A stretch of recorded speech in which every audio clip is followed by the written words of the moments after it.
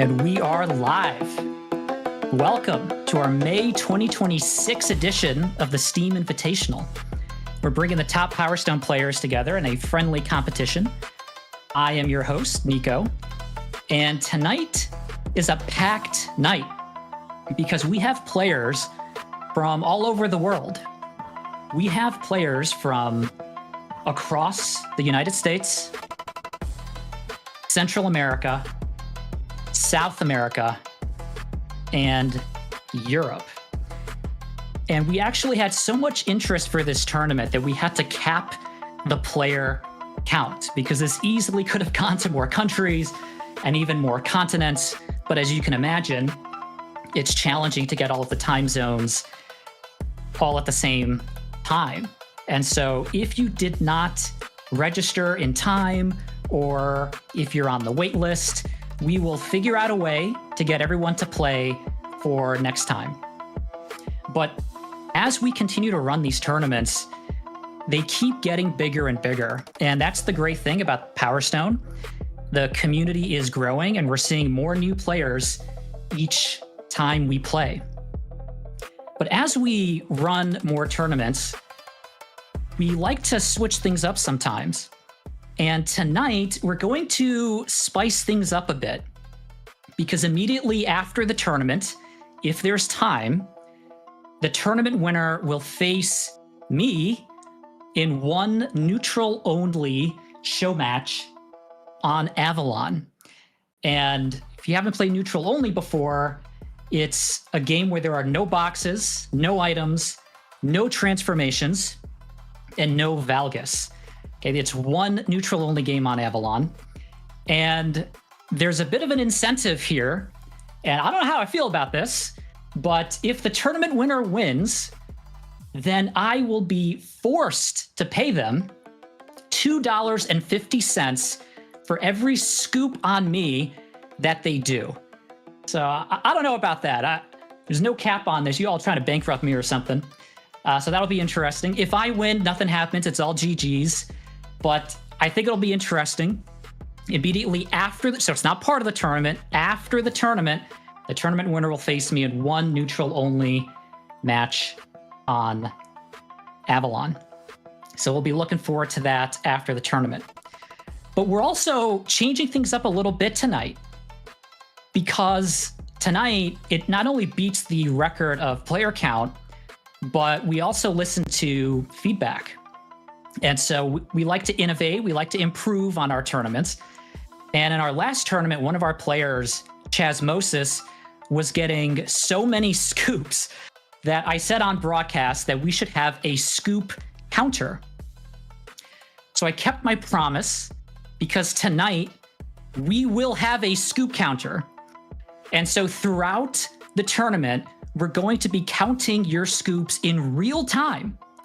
And that is throughout the tournament on stream. And you will see visually from this bar chart who has the most scoops as we progress throughout the tournament. And so what this means is that obviously somebody will win this tournament, but even if you don't win, you have the option of winning the Scoop Award. And just to be clear, you don't have to go for this. You can play however you want to play. You don't have to go for scoops. But this gives you an option, another thing to look forward to throughout this tournament. And so I don't know. Chazmosis was really ringing it up last time. It'll be really interesting to track all your scoops throughout this tournament. And so I think it's going to be fun because, let's be real. The scoops are pretty hype. So we're going to find out who's going to win the Stream Scoop Award tonight. As per usual, tonight we will have two mystery co-commentator guests with us. The first mystery guest will join a few matches in, and they will commentate through winners finals. And then the second mystery co-commentator guest will commentate from the losers bracket through grand finals. And so if you're wondering who they are, you'll have to stay tuned because they'll be joining pretty soon. Having said that, let's go to the rules. So this is a standard double elimination tournament. And so what that means is if you lose once, you're still in it. So it's okay. It's a double elimination tournament. And the way we have our matches set up is that it's a first to 2 game wins. So when you are matched up with someone, whoever wins 2 games first moves on. The exception to this are the winners finals, the losers finals, and the grand finals, which will be a first to 3 game wins. Okay, so normal matches are first to 2 game wins, and the final matches are first to 3 game wins. For the grand finals, there is no bracket reset. So the way we're doing it is that the player going into the grand finals from the winner's bracket has a 1 game advantage. So they will only need to win 2 games, whereas the player coming in from the loser's bracket will need to win 3 games to win. If we look at our bans, from a character standpoint, you can play as any character except for Valgus. Okay, so that means Kraken is playable in this tournament. And hopefully we'll have some Kraken action tonight. It's always pretty hyped to see. But only Valgus is banned as a character. If we look at our stages, Mutu and Skullhaven are banned, but all the other stages are okay. So that means that Avalon is an okay stage to play on. Now, if for whatever reason, if somebody picks a ban, like if someone plays as Valgus, they will forfeit that match. So please don't do that. Also remember that when you go into game 2, the loser, it says lower picks, but it should be loser. The loser picks the next stage and their character. Okay, so what this means is if you win game 1, then you have to play as your same character going into game 2. So if you played as Falcon and you won game 1, you have to play as Falcon again in game 2. But whoever lost game 1, they have the option of changing characters. Okay, they don't have to, but they have the option to. The loser also picks the stage in game 2. If for whatever reason, if there's a controller issue, then you get 2 minutes to fix it.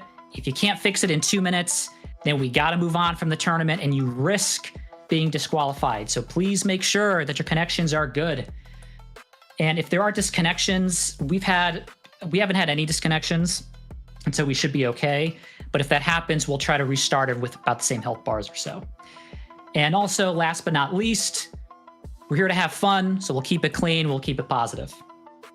With that, let's go to our bracket. Tonight, you are looking at some of the top Power Stone players that are currently active right now. And I will say these players have been playing. They have been practicing. But the question is, who really wants it tonight? Who wants it the most? And we are going to find out because it's going to be quite the tournament. And so I think we are ready to start our first match. We can start our game lobby between Sid and Lips. Now, what's interesting about these two players is that Sid is a longtime Power Stone player. However, he's a little rusty and he's getting back into the game recently. Typically plays as Falcon. And so we get to see Sid play, and he's actually making his tournament debut with us tonight. So we're excited that Sid got to join, and we're really looking forward to seeing him play. On the other hand, we have Lips. And Lips is a cracked Kraken player, perhaps maybe even the best Kraken player on Steam. He does things that folks just haven't even seen before. And so you don't get to see too many Krakens in Power Stone. And so we have a treat for us tonight as we get to see Sid versus Lips. So let's start playing some Power Stone. Are you ready? Action! And looks like Sid and Lips hit each other at the same time. So they both get first strike. Oh, we got a scoop by Lips. Lips is the first person to get a scoop tonight. So that's going to be added to our scoop counter. But Lips is the first to transform, and he has the flamethrower, a very powerful weapon. But now Sid gets his scoop. Scoop. And Lips goes for Chompers. Now, Chompers is a hype super. It does an incredible amount of damage. Hard to pull off, but Lips is an incredible Kraken player, and he was able to pull it off. But now Sid has transformed, and this is his chance to turn the tables. Let's see what he can do on Manchez. Okay, he does Power Rocket. He gets one hit. Oh, he does not get it. Lips goes for the scoop, misses, but gets the first round. Let's go into round 2.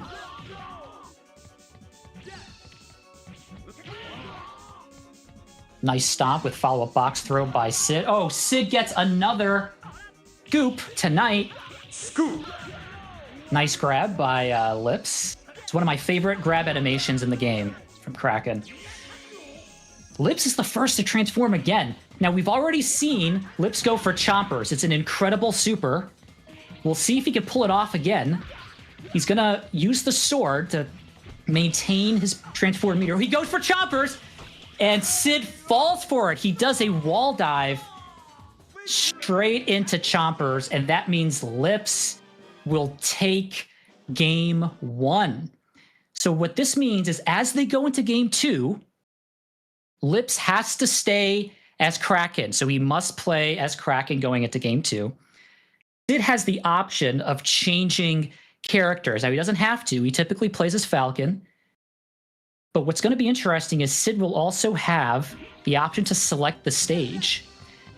And so it looks like they are going to play same characters, but they're going to Lundo. And Lundo is just about the opposite of Manchez, whereas Manchez is the smallest stage. Lundo is considered among the largest stages in Power Stone. So let's see if Sid's counter strategy will work in his favor. Sid has the life lead, but Lips is doing a good job fending Sid off with the sword, and he is the first to transform again. Now, I don't know. We've seen some nice chompers by Lips, but it's a little bit easier to pull it off on Manchez at a smaller level. Lundo is a large stage, and it's hard to zone them in to pull off a chomper. So let's see what Lips tries to do and how he plays his super transformation. Oh, he gets the hammer hit. Can he get another one? Just about any hit will get Sid. Lips has to do something. He goes for a skull super. Does he get hit? He doesn't. And Sid does a nice punish with a stomp. Health is pretty close. It's anyone's game. And looks like Sid... Oh! Sid was going to... He was ready to transform, but Lips was able to get him with a box push. So at this point, this can be Sid's last stand in this match. He has to win this round in order to stay in it. Let's see if Sid can pull it around. Lips is keeping his distance. I think he's going to play it a little safe here. He's not getting the stone yet. I think he was trying to bait him with the sword. See, looks like Lips is going for the gem now. He's also the first to transform again. And somehow, Lips gets another hammer. And just like that, with 2 hammer hits, Lips wins our first match. So congratulations to Lips, who moves on in our bracket 2-0. Now, remember, this is a double elimination bracket. And so, although Sid did lose, he is not out yet. So let's go to our bracket. And next up, we have Jnaupe versus ArcticKomodo. And they are in the lobby. So guys, please start your lobby, please. Jnaupe and ArcticKomodo.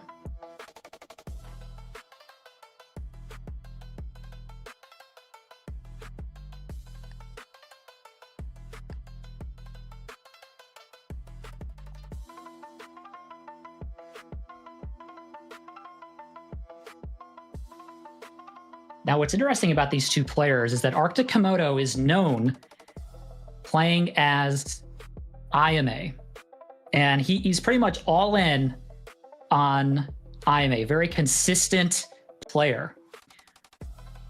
And he might actually be the only IMA player representing her tonight. Whereas Jnaupe, you guys got to press start. Jnaupe typically plays as Galuda, but he also can play with other characters as well. So we're going to find out who they're going to go for here. And looks like ArcticKomodo's playing as IMA and Jnaupe is playing as Galuda, just as expected. We're going to Tongan. Now, Tongan has the most items densely located in all of the stages in Power Stone. And so this can be a slight favorite for Galuda, because Galuda, as a heavy character, is known for his faster throw speed. Oh, Jnaupe transforms and does Heaven's Victory. Very hard to land, but manages to catch ArcticKomodo in an incredible super, and it does so much damage. It puts ArcticKomodo in the back foot, leading to an early first game win for Jnaupe. Let's go to round 2 and see if ArcticKomodo can bring it back. That's a nice dive kick by ArcticKomodo to get the gem lead. Looks like Jnaupe is going to keep his strategy here of keeping his distance, but Jnaupe is still the first to transform. Now, ArcticKomodo has to keep his distance because Tongan is not a very large stage, and if he gets hit with Heaven's Victory, it is trouble. But IMA is very good at dodging, and so ArcticKomodo can use that to IMA's advantage. Oh! ArcticKomodo did not throw the box in time and had a self-destruct, but looks like Jnaupe was able to transform again. He goes for Heaven's Victory, just barely misses. Now, if that hit, that would have been it. But nice dodge there by ArcticKomodo.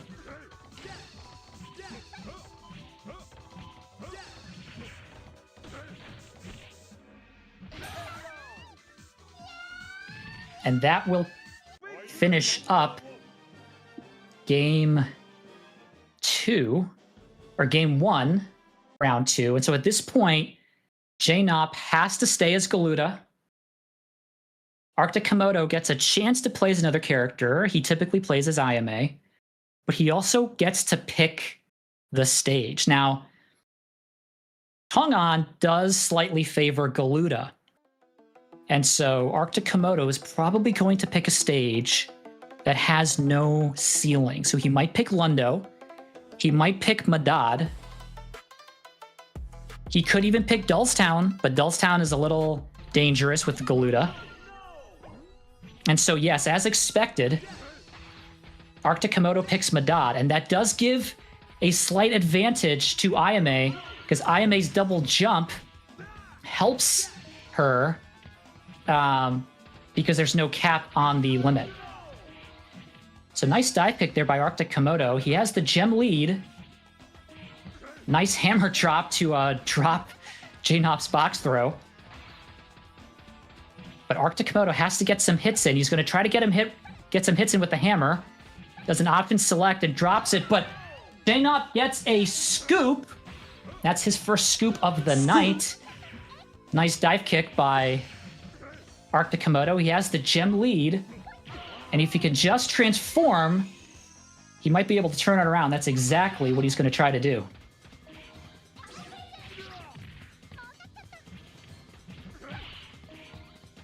Okay, ArcticKomodo is transformed with a hammer. Okay, he drops the hammer. Oh, nice timing with the command grab. Perfectly placed as he does his super against Jnaupe. Health is about tied. So it looks like ArcticKomodo's strategy is working for him here. Jnaupe is going to continue using his strategy of favoring his Galuta's neutral advantage. And looks like ArcticKomodo might transform. Looks like he's baiting the gems. He doesn't want to transform yet. He's getting some hits in with the sword. Can he get the transformation? He does. Can he finish it out? He gets it with a timeout. It's exactly what ArcticKomodo needed. So it looks like his strategy is working. So now Jnaupe has to try to close in on ArcticKomodo, but it's hard in such a large stage.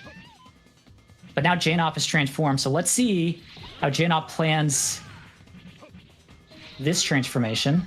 He's going to try to go for Heaven's Victory, but it's tough. Does not pull it off.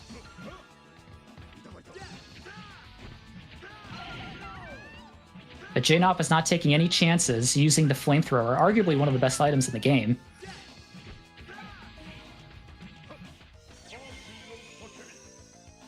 Got another transformation by Jnaupe. Oh, he might go for it!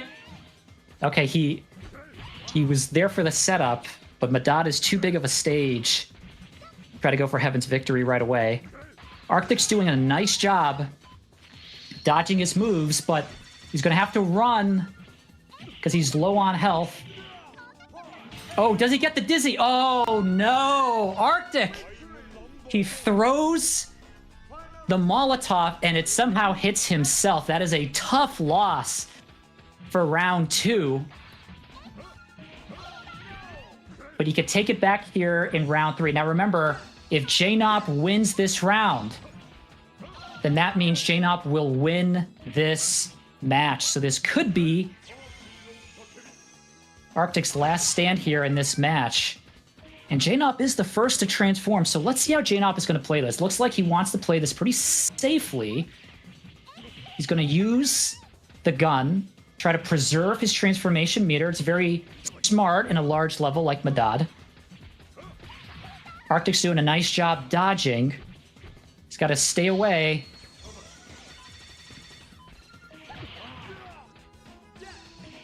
Jnaupe was not able to get a hit in with that punish. But he's playing pretty safely here. He's maintaining the health lead. But now Arctic has transformed. Now Arctic really needs this. Arctic has to get his hits in. He needs an offensive play here.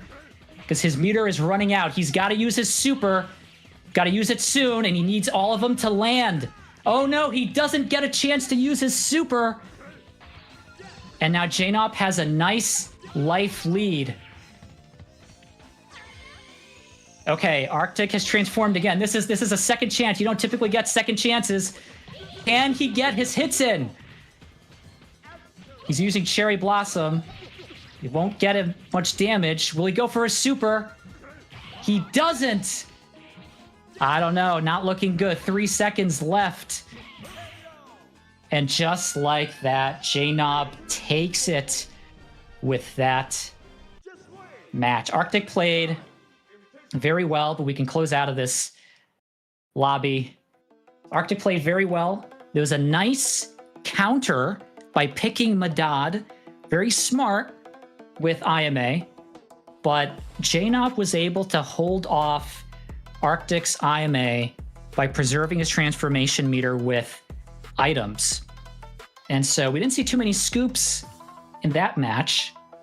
But while we get ourselves set up for our next match, why don't we take a look at our scoop counter?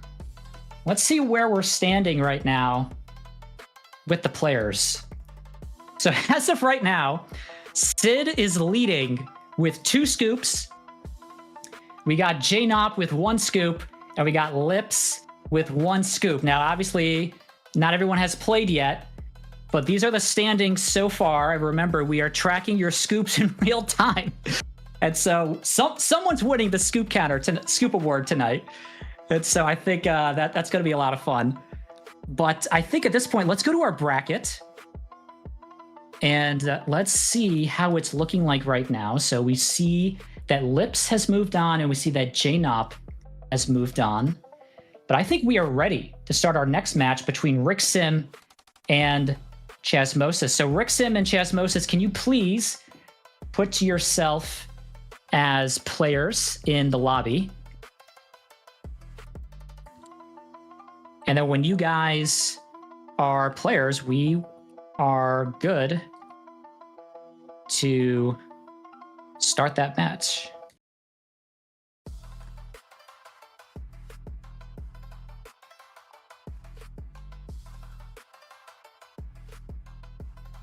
Now, what's interesting about these two players, Rixim and Chazmosis, is that Rixim is known as being a Falcon player. And he's been practicing. He's been active online in matchmaking and in lobby settings. And so he's been getting his games in. And Chazmosis is a pretty aggressive player. And he kind of has an aggressive style, plays as usually Wang Tang, sometimes IMA. And he loves his scoops. And so I don't know what's going to happen here with scoops, but we might see... Oh, and just like that, Chazmosis gets his first scoop as expected. And he is the first to transform on Manchester. Let's see how he plays it. Okay, got some good damage in. What's interesting is Rixim almost always plays as Falcon. I don't think I've ever seen him play as IMA. It's possible that ArcticKomodo has inspired Rixim to play as IMA, but Chazmosis did get his second scoop in. And just like that, Chazmosis is on a roll. I think he is determined to get as many scoops as he can as he gets a perfect for game one. Let's see how he plays game two. Now, Rixim is the first to transform. And Manchez is a small stage, so it's hard to get away. Oh, but he does the command grab and misses, so he was not able to get the transformation off. But Chazmosis now transforms, and he's going to try to turn the tables. Oh, will he get a scoop? Oh, he does not. That was... Rixim almost was able to scoop Chazmosis as the punish, but he was not able to. Now, Rixim is behind on health. He's going to have to pull it out. But Chazmosis closes it out with another scoop, which is incredible. So now, Chazmosis won. He has to play as Wang Tang. Rixim has the option to change characters. Now, I am surprised that Rixim played as IMA. I've never seen him play as IMA before. My guess is he's probably going to go as Falcon. And the question is, which stage will they pick? Okay, he picks Lundo. As predicted, he plays as Falcon. So we have a classic Wang Tang versus Falcon matchup. Chazmosis is the first to transform. For a moment there, I thought Rixim was going for the scoop. That was a nice run there by Chazmosis. Rixim has got to get some hits in. Oh, another scoop by Chazmosis. Chazmosis is really running the scoop meter here. He is really gunning for the scoop award. You can tell tonight.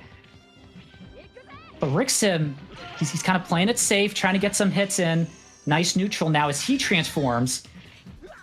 Oh, another scoop by Chazmosis. Scoop. We'll see if Rixim can get some hits in. Sometimes it's hard on Lundo because it's such a big stage. He's going to have to use a super. He goes for Power Rocket. He gets two hits, and ties the health. But Chazmosis gets another scoop. Oh my gosh. And closes it again. See, this is why we have the scoop counter, folks. Last time Chazmosis had so many scoops, I said we needed the scoop counter, and here it is. Now, this could be Rixim's last stand. He has to win this round. but Rixim may have had a chance to download Chazmosis. And so he has the gem lead. If he can get a transfer. Oh, nice scoop by Rixim. Gets it on the board as he transforms. This is exactly what he needs. If he can get a good offensive run here, he goes for Power Rocket, gets one hit, gets one hit. Chazmosis gets another scoop. Scoop. And health is about tied. He gets another scoop. My gosh. Okay, this is anybody's game. Plenty of time on the clock. Rixim is fighting for his life. Oh, will he transform? No, not yet. Oh my gosh. And Chazmosis closes it out in fashion with a scoop. You can tell Chazmosis is just on fire with these scoops. That is incredible.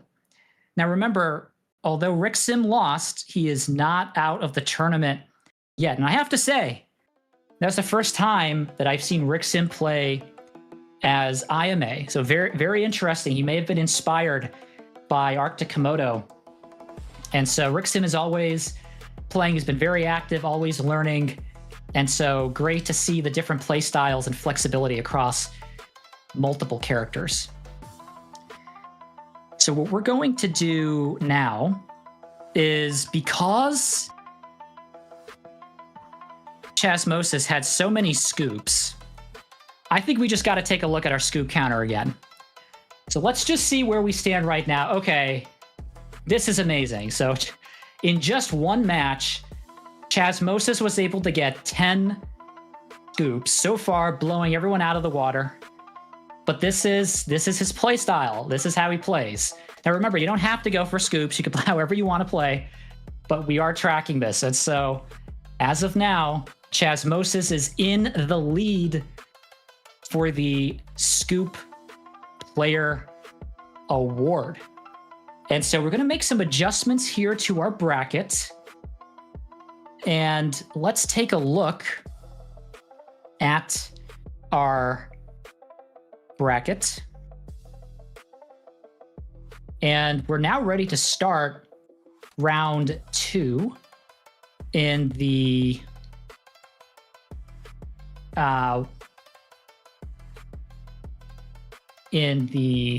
lobby. And so what we are going to do is we're going to queue up GJMD and Lips for our next match.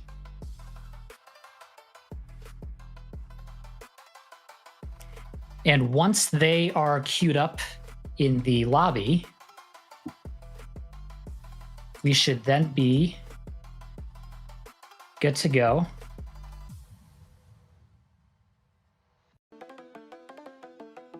To start our match.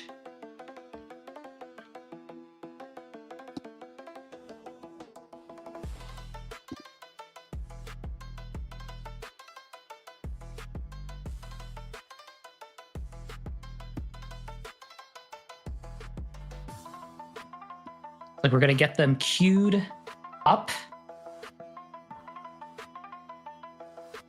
Going to start in just a moment. Now, what's interesting between these two players, so we've seen Lips play before. Lips is, as we know, the cracked Kraken player. Kind of in a way, I would say a hidden Steam boss, because the community did not think that Kraken was viable. And then Lips came along and was doing things that folks just have not seen before. And people started really giving Kraken a shot. And so this is going to be a matchup here between Lips, the Kraken player, versus GJMD, who has been playing in more tournaments recently. He plays almost exclusively as Falcon, and he's very active in the community. He likes to play as many games as possible. He likes to learn. He likes to lab moves. And looks like here we're starting here in Dullstown, as GJMD is the first to transform. Oh, GJMD gets his first scoop. Scoop. Let's see. Lips is trying to keep away. Will he go for a super? He does not. Lips was able to do a nice box push for a punish. Now this stage for Dullstown tends to favor characters with good neutrals, and both of these characters have decent throw speeds. And so it's a pretty good stage for both of these characters. But we have here Lips being the one that's transformed. Oh, will he go for Chompers? He does! And Lips pulls off a Chompers on GJMD to instantly tie up the game just like that. And Lips wins round 1 of Dullstown. So there we have it there. Lips is kind of showing what is possible with Kraken. We see things we don't typically get to see as he wins in a close round 1. But this time now, GJMD is the first to transform. Let's see how he decides to play it. Oh, Lips gets a scoop on the board. Scoop. Nice grab by GJMD. He's going to go for his super. Does he? He does get his hit in. Now at this point, we've seen this happen before in the last round. GJMD was the first to transform, get a big life lead. Lips was able to bring it back, but instead, this time, GJMD closes it out with a scoop.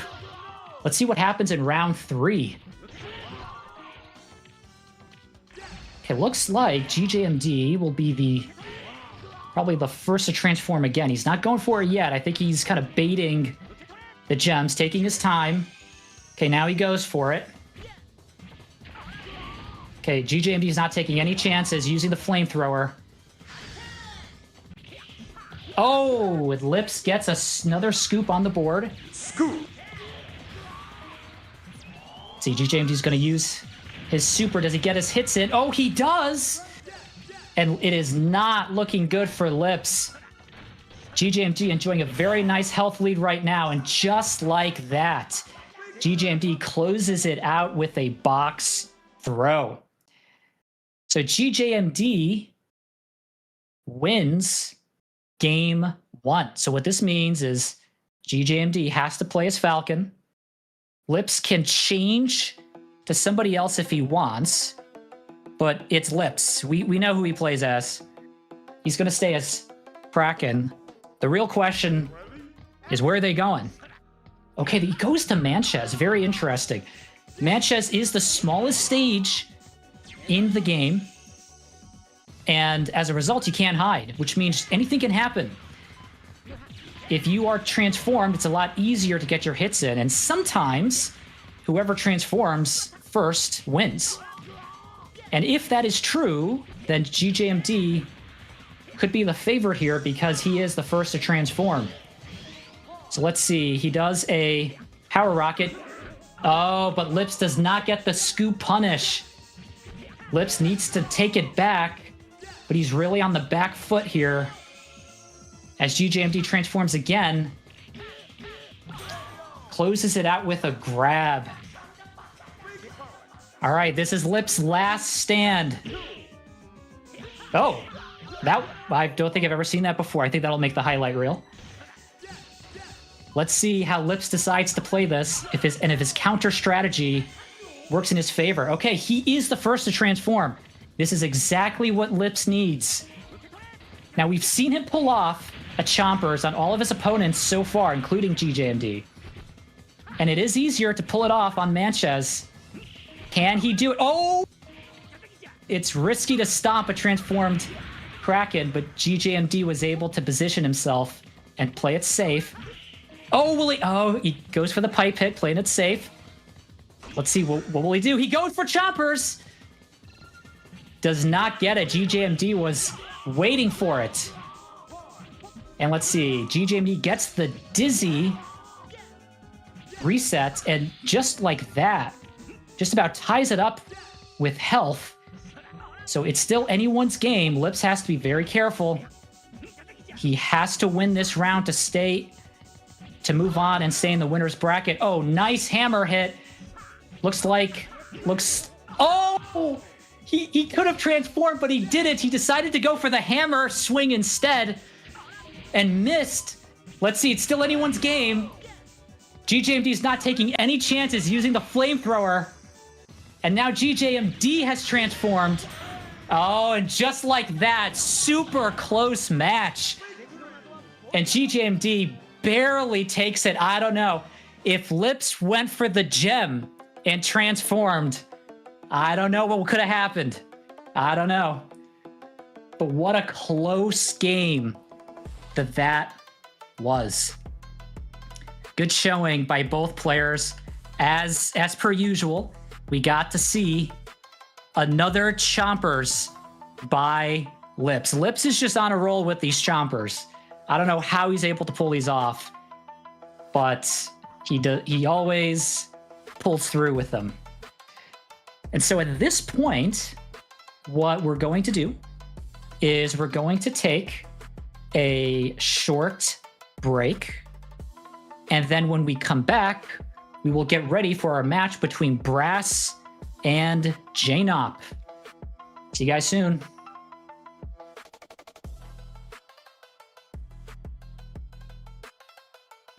Scoop.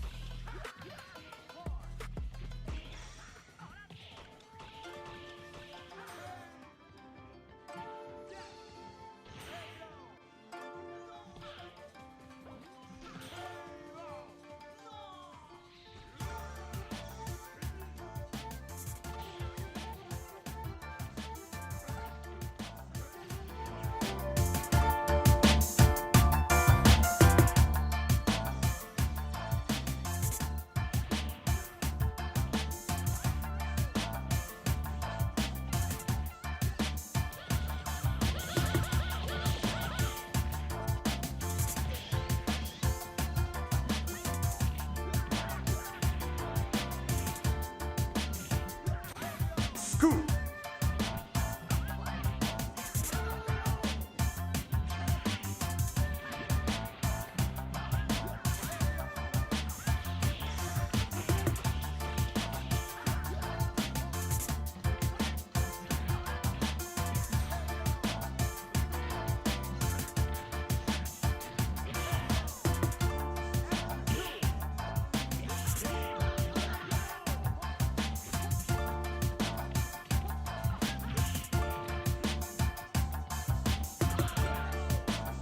Scoop.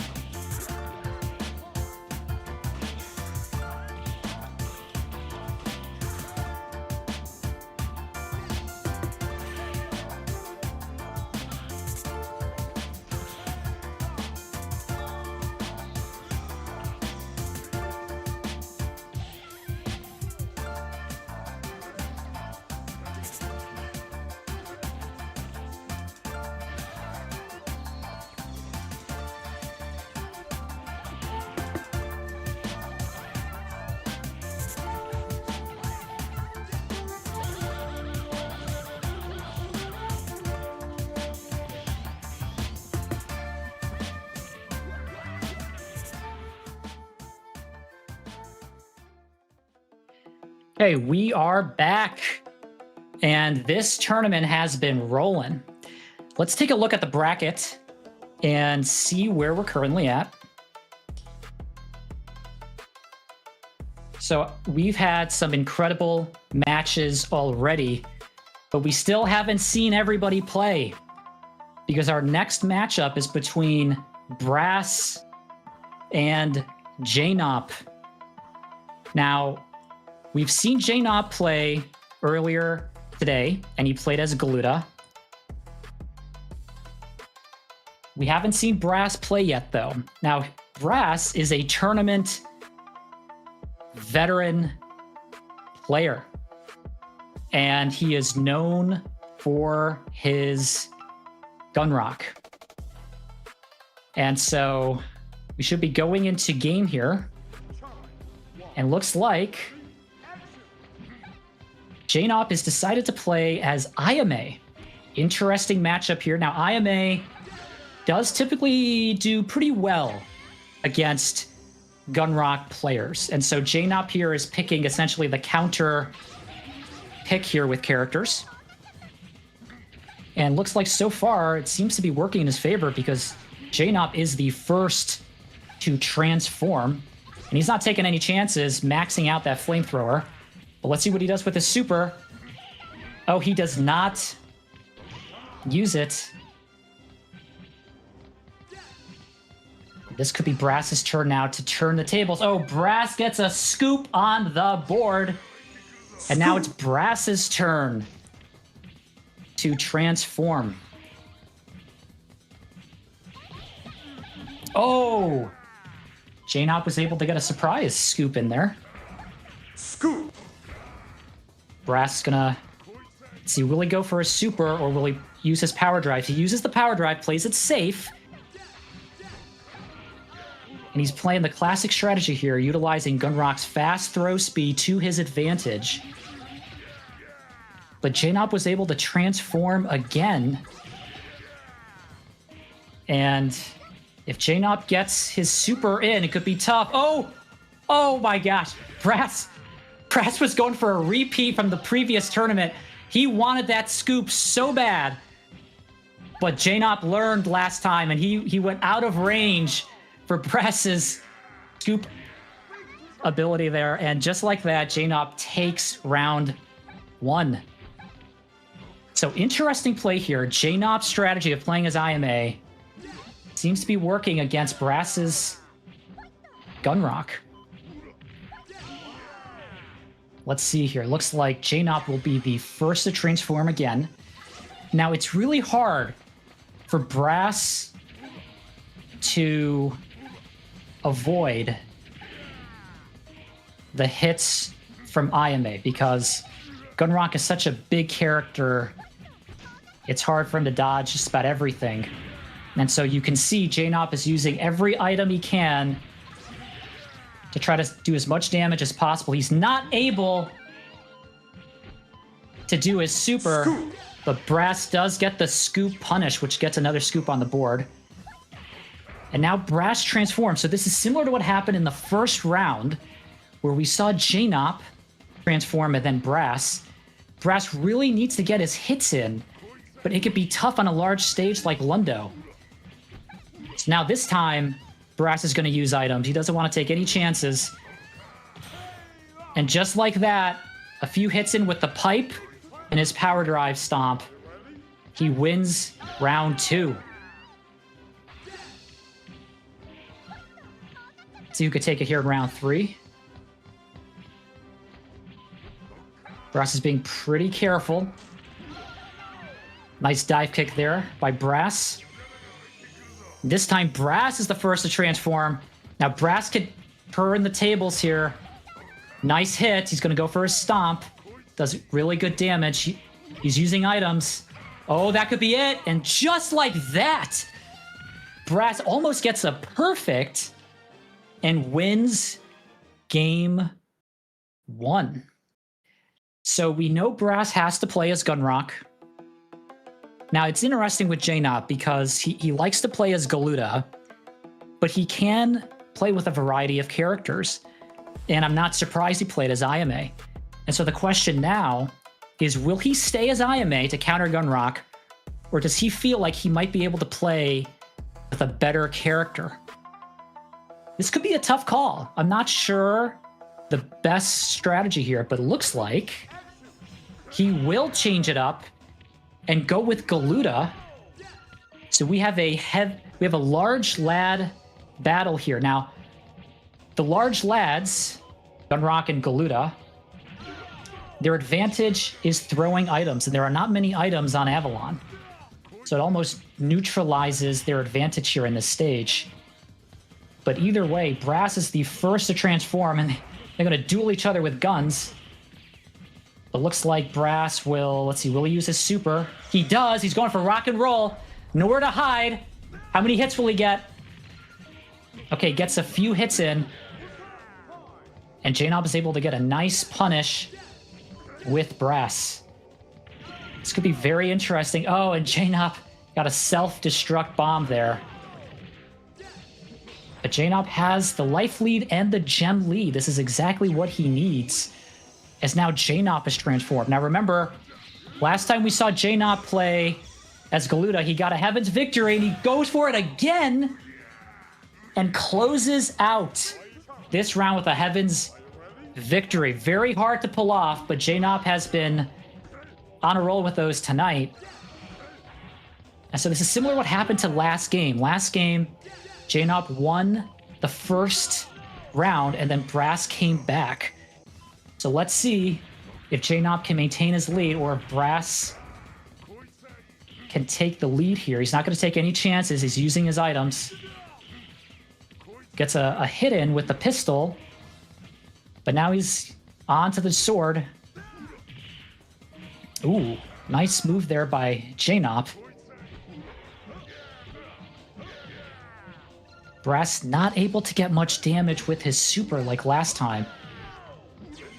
But still anybody's game. Okay, Jnaupe has transformed. Oh, he's going to go for it again. Oh my gosh.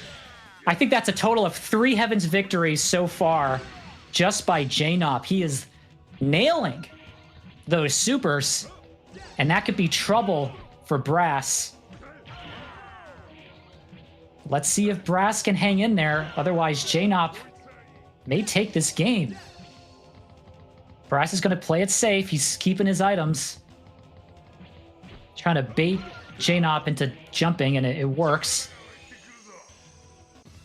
Okay, time is 25 seconds.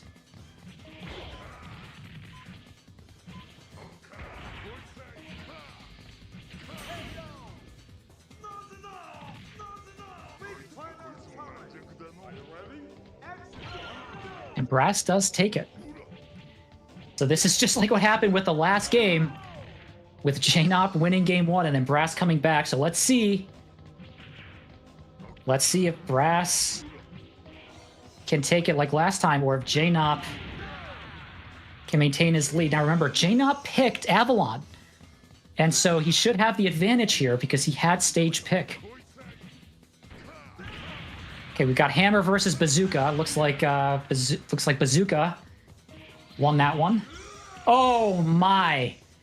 Another Heaven's Victory. This is just non-stop highlight reel Heaven's Victory with Jnaupe. He is just one after the other. But he has a comfortable health lead. We might be going to a game 3. This could be it for Brass. And just like that, we are going to go to a game 3.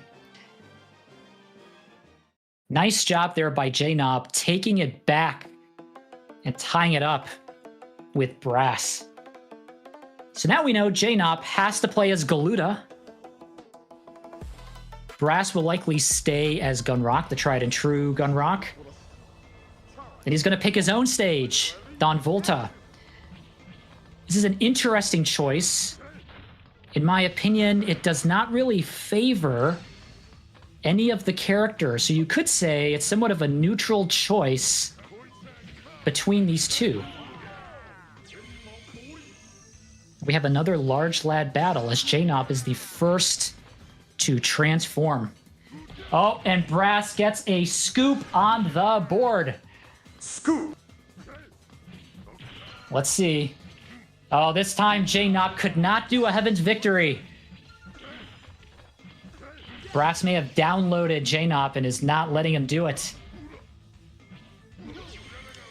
Oh, nice stomp there by Brass and getting the transformation.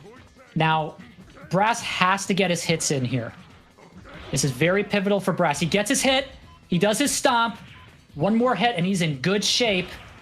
Oh, okay, he goes for rock and roll. Any hit will do it. Any hit. Oh, he doesn't get a hit in, but he still has a nice health lead. Just about anything will do it. Oh, can Jnaupe pull it back? I don't know. Brass is trying to get his last hit, but Jnaupe is still in it, and just like this, he has tied it. Will he do it? Oh my gosh, what a comeback. Jnaupe comes back against Brass in that incredible first round, and this is Brass's last stand in this match. Jnaupe is not going down with a fight. This is a true large lad battle. Okay, Brass is not taking any risks here. He's going right for rock and roll. Oh, he does not get any hits. Jnaupe is just positioning himself very well. Nice wall dives. And now this time Jnaupe gets it. Will he do Heaven's Victory? He does, but misses, and that puts Brass having another scoop on the board. Brass still fighting for his life here. They're tied for health. Jnaupe has the bazooka. He's getting the hits he needs. And he's transformed. This could be it. Can Brass pull off a Jnaupe and come back from this match? Brass is playing for his life. How will he play it? He has pixel health. Oh, he jumps into it. And just like that, Jnaupe takes the win. What a match between these two. This was, I mean, that was quite a large lad battle. Wow, incredible, incredible. Let's take a look here at where we're at. Let's take a moment and go to our scoop counter just to see where we're at. Okay, so we've got everyone played once, with Lips playing twice and Jnaupe playing twice. And so far, as you can see, Chazmosis is just dominating the leaderboard with the scoop counter. But it's not over, because we haven't seen everybody play yet. And so remember, you don't have to go for scoops, but somebody will win the scoop counter tonight.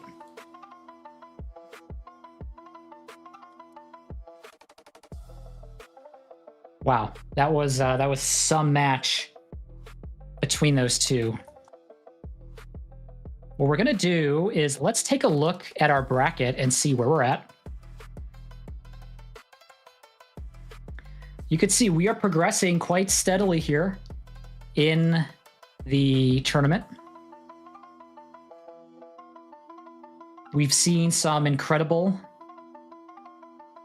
gameplay, but at this point,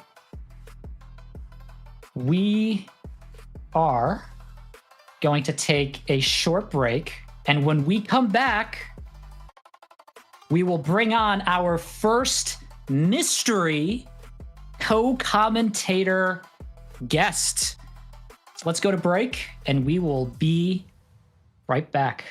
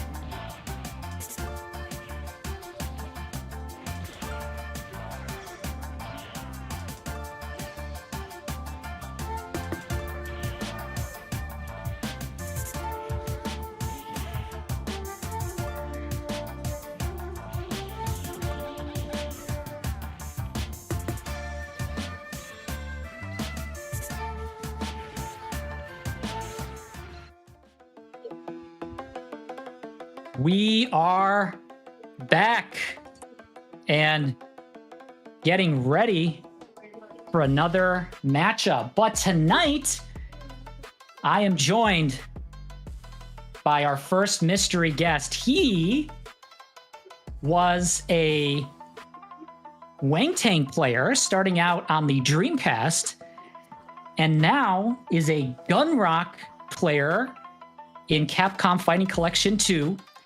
He is very active in the community, loves to play people on Steam and on Switch, and in fact, he was our Nintendo Switch tournament champion. And so I'm pleased to welcome on stream, iamsirgabe. Thank you, Niko. It's a pleasure to be here. Super excited. Love this game and love to see some of the great matches that are about to come our way and that have already, played. Oh, we're gonna have a ton of fun tonight. Let's take a look at our bracket and see who we have coming up next. So we've got Tenso and Chazmosis. So let's start the lobby. Now, we haven't seen Tenso play yet. Tenso is also a highly active player, known as a Falcon player. Loves to play people on Steam, PlayStation, and most recently, Nintendo Switch. He's been grinding those leaderboards. And he's going to be up against Chazmosis. Now, we got to see Chazmosis play. He is currently the scoop counter player in the lead. And we know his play style. We know he's gunning for those scoops. And he typically plays as Wang-Tang. Sometimes he switches to IMA. So we're going to see how they are going to play this match when start the lobby. iamsirgabe. You've had a chance to play against these two. What do you think about these two players? The last time I played, Chazmosis gave me some problems, so I'm very interested to see what he does with Tenso. I played Tenso on the Steam, and he's a very good active Falcon fighter. I'm very interested to see what kind of styles are gonna, make this fight.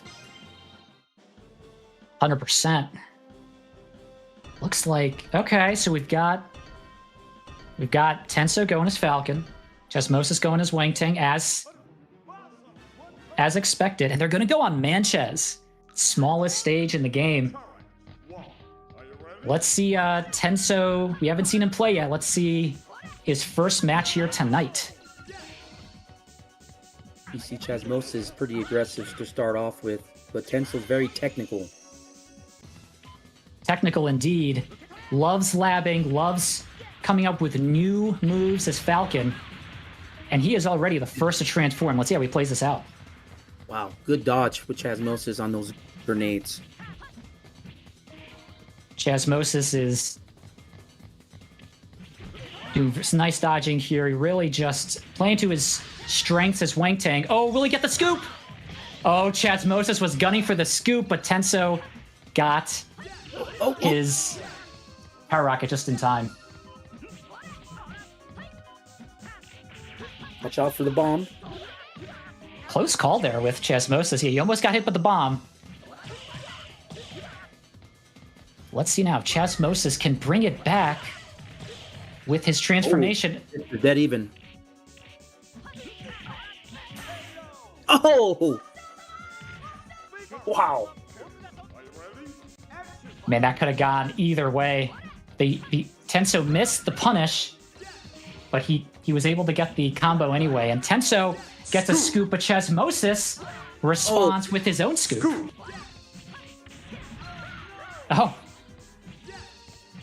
Tenso gets his own scoop. So yeah, they're doing a scoop counter here tonight. Oh, another scoop on Chazmosis. Tenso wants to get some scoops in on the board. The way they're playing with the scoops, I would swear they're getting $2 each time they do it, Niko, because these guys are executing it perfectly. It's Yeah, these guys want it. Wow. Scoop. Tenso there with the last scoop. Well, that's game one. So as expected, we saw Falcon versus Wangtang. Tenso was able to take game one. That was on Manchez. Now remember, Chazmosis gets to pick. He will probably stay as Wangtang, but he will play. He will get to pick the stage.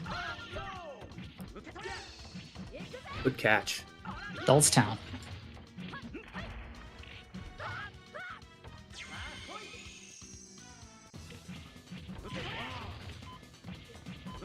Okay, Chazmosis just has to stay alive, try to dodge some of his special attacks.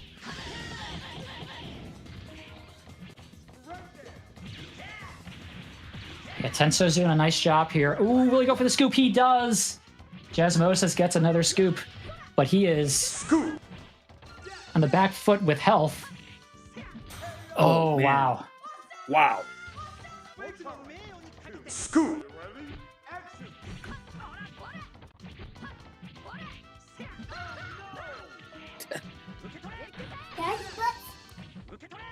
Let's see. Both players just about even. Oh, wow. Wow. Another Talk scoop about in there scoop. by Tenso. Scoop. Yeah, this is the scoop counter is they're not disappointing here. They're clearly going for it. Oh man, this is impressive. I've never seen so many scoops in one match, Niko. It's kind of amazing. So let's see, Chazmosis. He really is. He's got to win this round if he wants to stay in. Oh, I thought he was going to go for the scoop there, but Kitty dodged Power Rocket. Oh my God! Oh, I thought he had it, Niko. I thought he dodged it. I so thought he had it, but he did a fifth Power Rocket.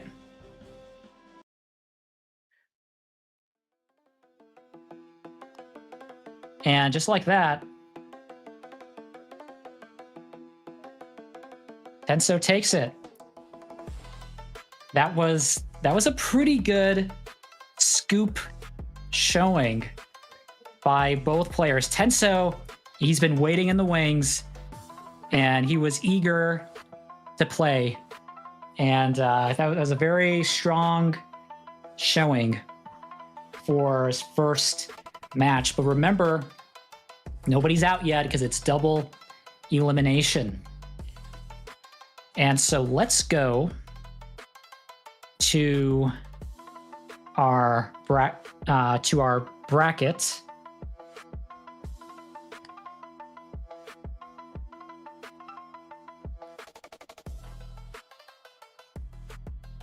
And next up,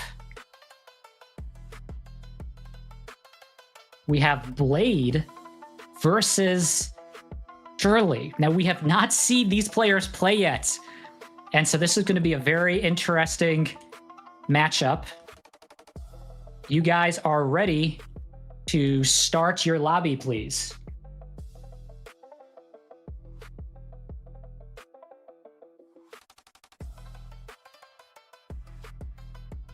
Yeah, what's interesting about these players is that they actually are highly versatile in their character picks. And so it's very hard to know who they're going to play as. iamsirgabe, do you recall who these players typically play as when you get to play them? You know, Niko, I think you said it just right. They're the type of characters, individuals that pick the different character each time, so it's never easy to predict their next move or their next, character. So they've always given me issues. They're very technical from what I remember, but it's going to be very interesting. I like this lineup so far. 100%. This is Tongan and interesting. So Shirley's picking Galuda, and Blade's picking Rouge. Now, I've seen Blade play as Rouge, and it's not... Sometimes he plays as Wangtang, sometimes he plays as IMA. This is an interesting pick. Oh, nice box drop there by Blade. But Shirley is the first to transform and already has a nice health lead. I've noticed an increase in Galuda players Haven't you? Yes, definitely. I'd like to see Yeah. that. Jnaupe and Shirley have been representing Galuda tonight, but there are more out there, that's for sure. Still anybody's game.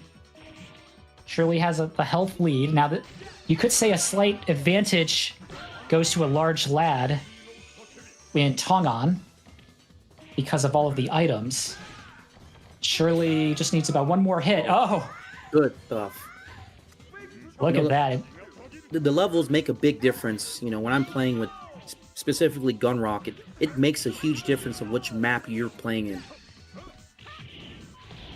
Yeah, there are definitely maps that I try to avoid because I just tend to do better on some. And it's true. Sometimes when you look at character matchups and stage matchups, it really does come down to the stage. We got Blade now. 100%. How is he going to do it? He's going my to do God. the love combo. Secret Heaven, which we like to call love combo. And just like that, Blade takes it. All right, we're going to a round 3. Wow, impressive throw.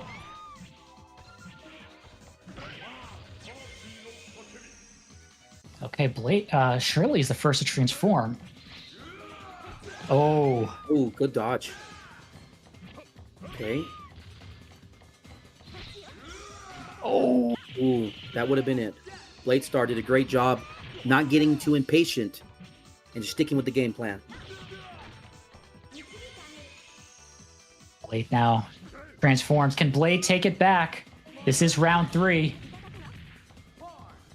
Oh, Blade drops the flamethrower. He's saying, I don't need the flamethrower tonight. Let's see what he does. Oh, man. Does the love combo. Can it end him? Oh, falls a little short. Oh. He ran out of luck with that final hit because usually the uppercut sends the opponent flying, but Galuda did not go flying, and so he was right there to get that final hit to close it out. You know, Niko, those were one of the oh no moments right there, captured live. Exactly.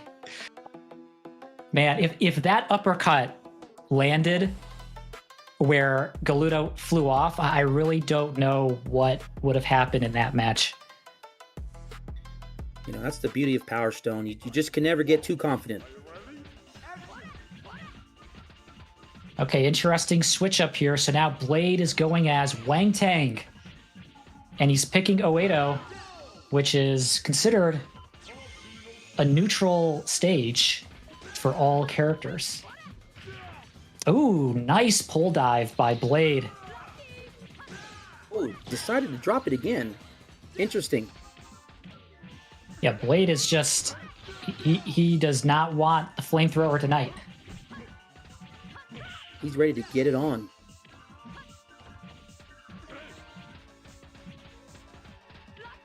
Both of these players, not their tournament debut tonight, but their first showing in the tournament tonight. Nice scoop by Blade. Beautiful combo. Ooh. Blade's trying to psych out Shirley with some bomb pickups and throws.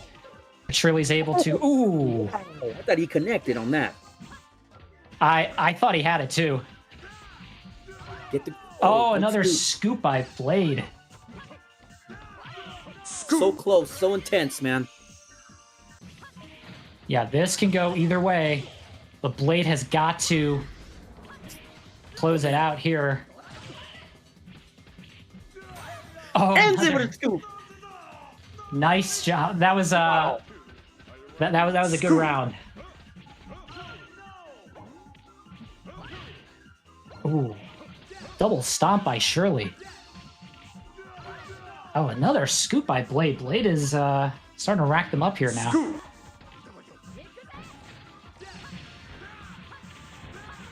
These guys definitely came to fight. No doubt about it. They are ready. Good grab. Oh my. Another scoop. Ooh. Oh, that took a lot of damage. Yeah, those hammer hits can be deadly, and Blade jumps into it. Tied up now. This is going into round 3, so Blade has to win this to stay in this match.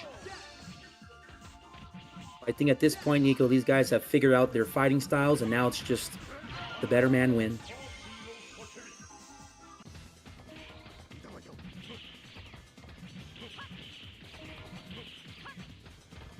Shirley's playing it safe. Oh!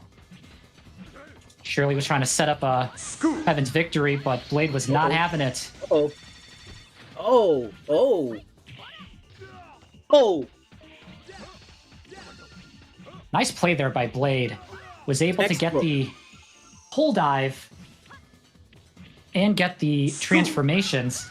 Both players adding another scoop to the counter. This is still anyone's game. Oh, man. A risky move by Blade. If that landed, it would have been highlight reel worthy, that is for sure. Yeah, Niko, if that would have landed, I would have stood up and applauded this player. I mean, that move, it's so hard to do. Oh. Oh! Scoop! There we go. Blade Wrap. takes it. So now we are tied 1-1. We know Blade has to play as Wang Tang, but will surely change character. He's been doing pretty well with Galuda. I don't know. You want to make predictions? iamsirgabe. You think he's going to stay as Galuda? You know, I think considering how close it was, I would stick with Galuda. I think he gave him a run for his money, and look, he did. You called it. Good choice. Sometimes you just got to stick to your character that you believe in. Yeah, if it ain't broke, don't fix it.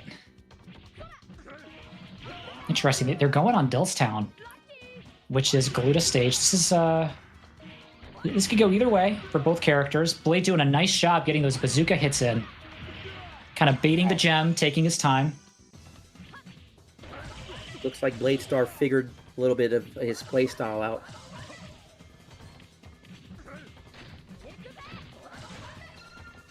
Good dodge.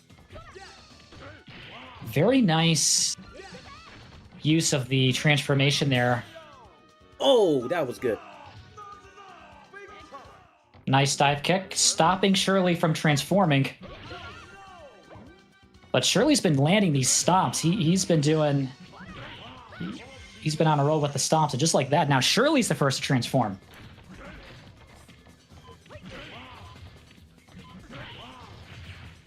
Just when you think someone has the advantage, the other player figures them out. Oh, good job by Shirley. The stomps. Wow.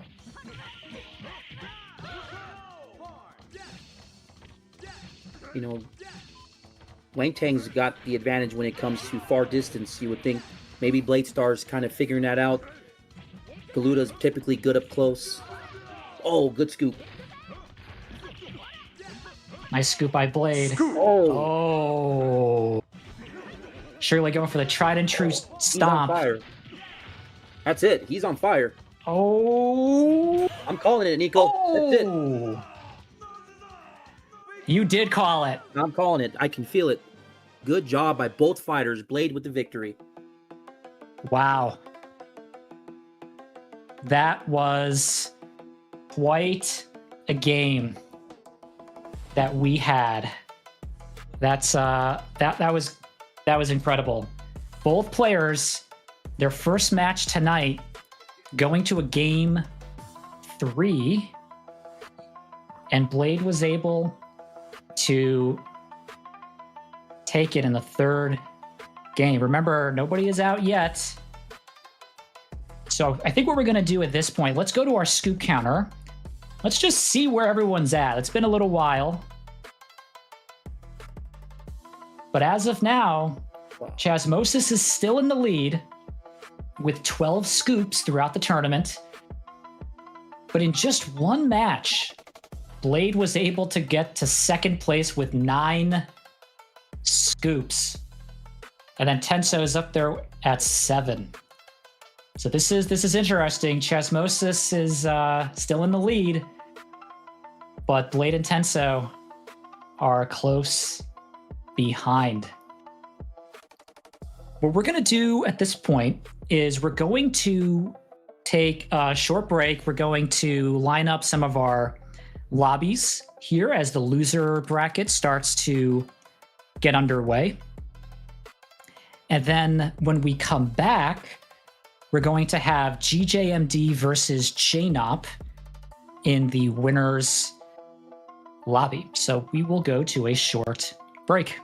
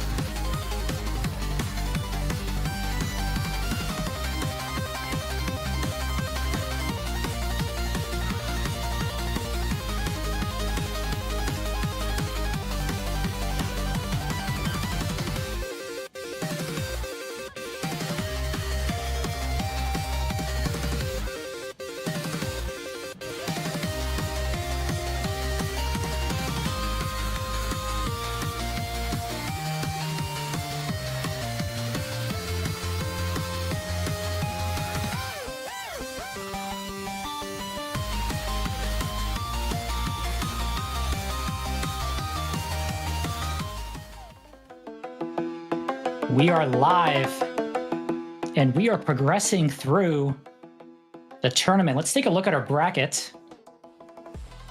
Up next, we have GJMD versus Jnaupe. We're ready to start that lobby. Now, we've seen both of these players play tonight. GJMD is a Falcon player, and Jnaupe, so far, playing as Galuda, but he did play as Iamsirgabe against Brass's Gunrock. So we don't know who Jnaupe is going to pick against GJMD's Falcon. Any predictions, Gabe? You know, GJMD has given me a lot of issues, and most recently, you know, Jnaupe he's gotten a lot better, more crisp. This is going to be a very hard one to determine. Let's see how this plays out here. Looks like, is GJMD playing? GJMD is not playing. Here's, okay. Yeah. Okay, he's playing now. He's playing now. Yeah, there. When you're up, you're up. Yeah. Listen, if you gotta grab a non-mentioned carbonated energy drink like I do, sometimes it gets the job done.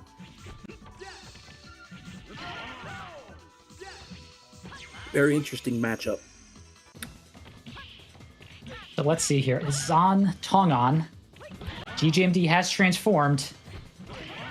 And just like that, has regained the life lead. Ooh, and closes it out. Just like that. Going into game 2.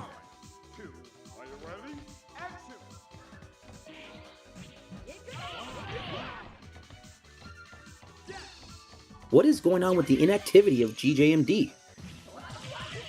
Very odd here. Not seeing any messages. Doesn't appear to be a connectivity issue. Yeah, I mean, this is it. I mean, when you're up, you're up. Almost makes you wonder if his batteries died on him. Uh-oh. Okay, taking a look at what's going on here.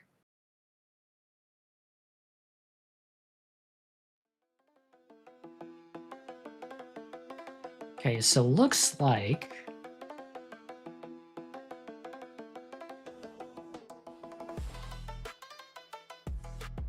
there may have been an issue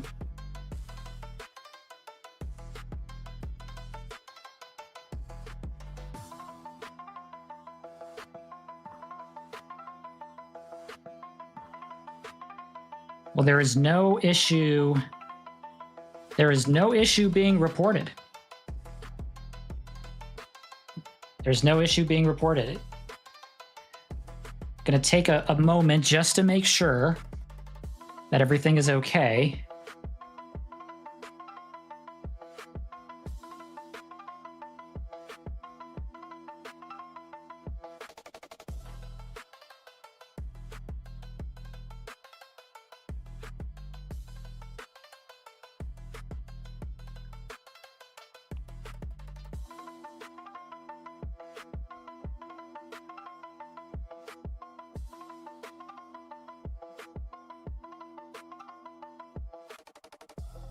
Yeah. No, that's a loss. So iamsirgabe, can you remind me what happened in that previous match? GJMD won the first round. Yeah, so it seemed like GJMD came in later, but he won the first round with his Falcon uppercut, and in the second round he completely was inactive, and Jnaupe won that one. And then did they ever play a third round? The third round was attempting to start, and it said a new challenger has arrived or something like that. Got it. So here's what we're going to do. those rounds counted. I mean, we all saw this live on stream. And so GJMD and Jnaupe, you need to finish your round 3 in Tongan. So if you're listening on stream, GJMD and Jnaupe need to finish round 3 on Tongan. I mean, you saw Jnaupe was playing, correct, Gabe? He definitely looked like he was active, and then, just kind of stopped after. But he definitely was playing, and he took that win. So hold on, they're claiming that Jnaupe was not playing and that it was a CPU. That is first. That is a first. I've not seen this. It kind of makes sense to why now it said a challenger has arrived. He must have pressed start.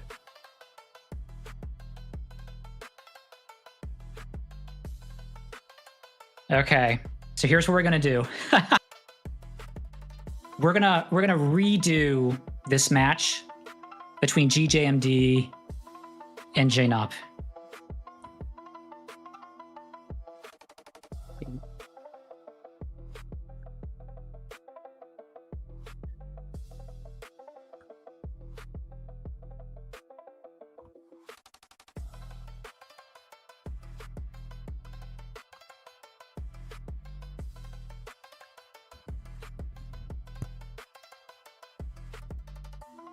Okay, I think we are good to start the lobby between these two. That's pretty funny. You know, we have not had that happen yet in a tournament. So we were fooled by the CPU, Gabe. We were commentating with a CPU playing. I'm not gonna lie. I'm not sure if I'm more shocked that the CPU beat Jnaupe or this happened. Yeah, but definitely was a good match, and CPUs can be good and challenging at times. Okay, but looks like we are back on track. Okay, here we go. So back on Tongan, and we have the real Jnaupe. With the real Jnaupe, please stand up.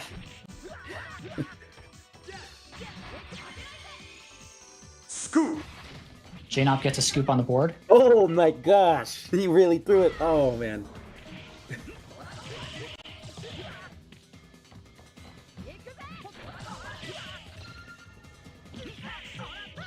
Nice play there from Jnaupe. He's able to get some good damage. But still anybody's game.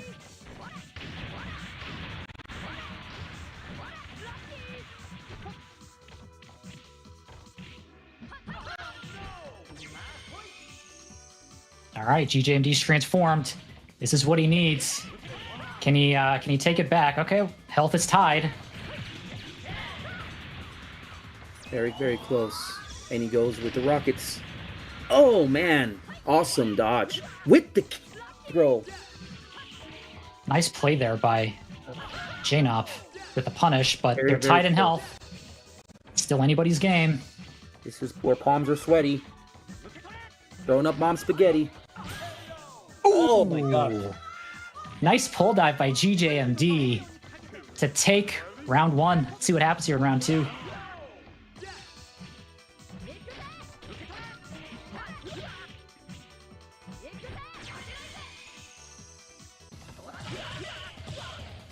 Jnaupe with the character switch usually rocks with the Galuda. Interesting.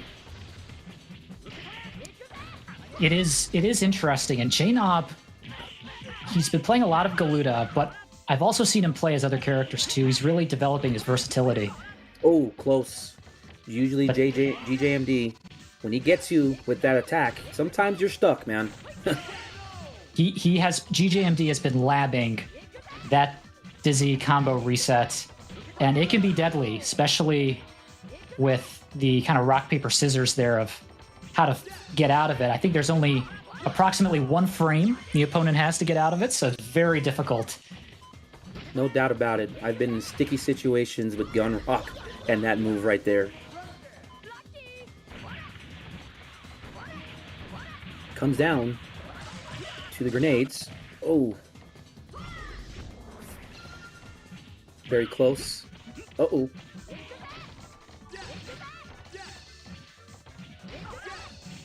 One thing about these two fighters, Niko, is they can catch. Oh, he got it!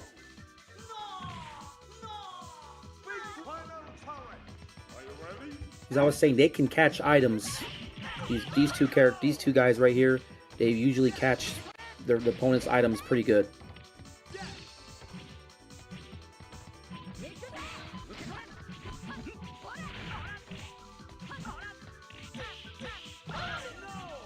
Nice grab there by GJMD. Close match.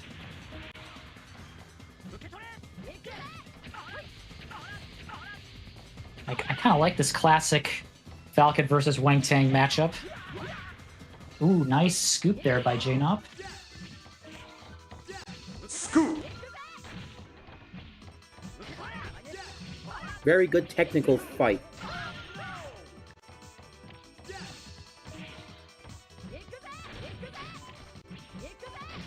Nice dodges by GJMD.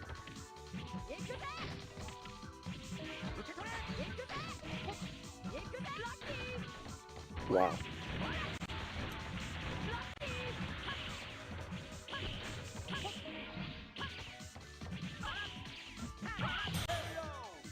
Oh man, good one. Very close match. Nice job. GJMD takes game one. It was a close match, and I do like this matchup between Falcon and Wang Tang. It was on Tongan. We know now that Jnaupe will have a chance to counterpick both character and stage. I don't know. Do you think he's going to stay as Wang Tang? I think he's going to go for Galuda. Okay. Oh, wow. Iame. I did not see that.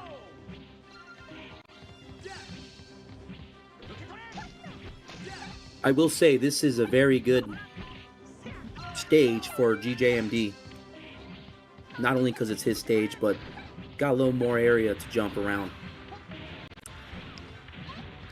Yeah, Lundo is a good stage for double jump characters. And so understandable that Jnaupe picked Lundo while picking Iame. But that was a nice scoop by GJMD.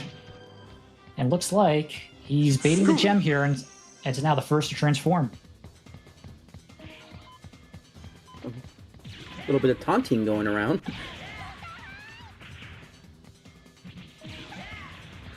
Ooh, okay. I thought there was going to be a scoop, almost.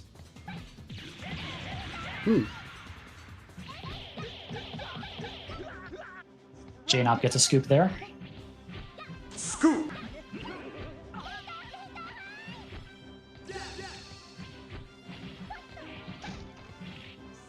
Oh, Nice scoop. Finished with the scoop. It's such it's a great way to finish the game. You can't go wrong with a scoop.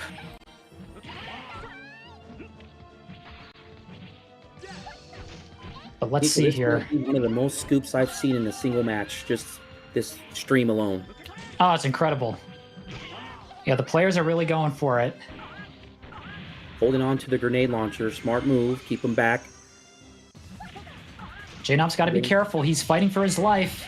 Jnaupe, good. Oh. Nice play here by GJMD. Jnaupe really just has to dodge. He really just needs to dodge right now and then try to get the gems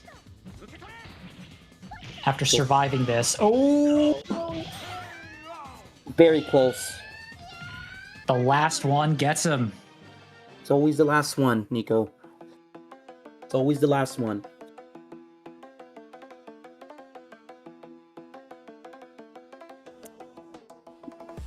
That was a good match. So we saw Jnaupe being quite flexible there, starting out as Wang Tang and then switching to Iame, and good stage choice selecting Lundo. However, he did not play as Galuda, and that could have been the deciding factor. I don't know. He's been playing well with Galuda. He's been doing nonstop Heaven's Victory and landing those moves. So he felt like he had to change it up tonight. And he did. Didn't quite work out, but remember, he's not out yet. This is a double elimination tournament. You know, I'm a firm believer styles make fights, and there's a good opportunity he can come back, kind of like I did that one stream.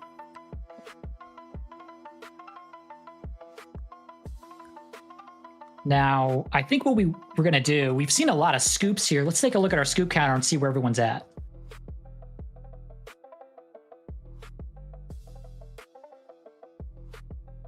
So, Chazmosis still leading at 12.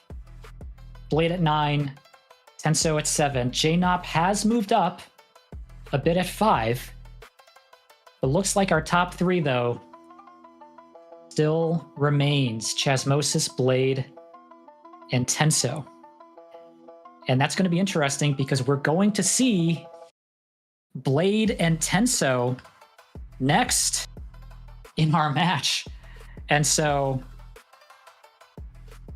this could give us a new scoop counter leader between Blade and Tenso if they can really rack up some scoops here.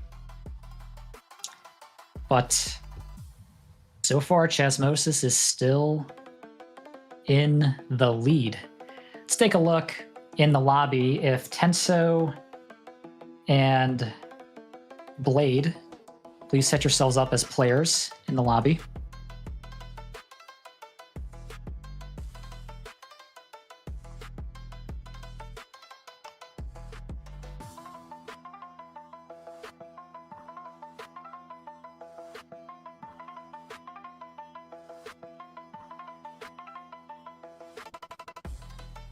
And in the meantime, while we're waiting on that, let's see if we can hop over to our losers bracket match and just take a peek as to what's happening there. So off stream, we have had a match played between Brass and Rixin as Falcon. So let's take a look and see. They're on Lundo. Rixin just did Power Rocket. Brass is still in it.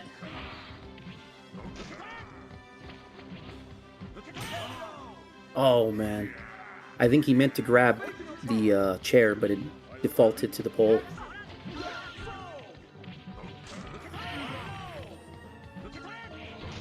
Now, Lundo does tend to be Brass's favorite stage, so I'm not surprised to see Lundo being played with Brass.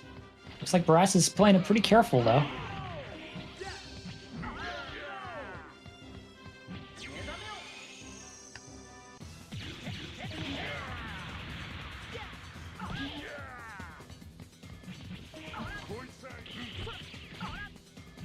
Ooh. Yeah. Trying to get those hammer hits. I played Brass a long time ago. He's definitely very good at gun rock player. Yeah. We got to have a match between you two on stream at some point. The gun rock battle. Definitely interested in partaking in that. Ooh, gun rocks level. So Rixin won game 1. So Brass has to win this one in order to stay in. Man.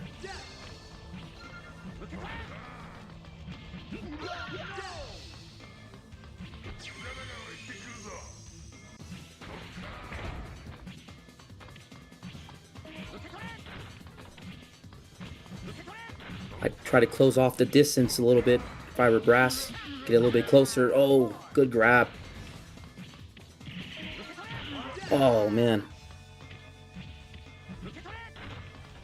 Gotta watch out for the shooting fire. Just about anything can happen here. Oh! That pole dive is incredible with gun rock, but Rixin was just out of range. Good scoop. Good scoop. Nice scoop there by Brass. Let's see. Rixim's gonna go for Power Rocket. Oh no. Oh man.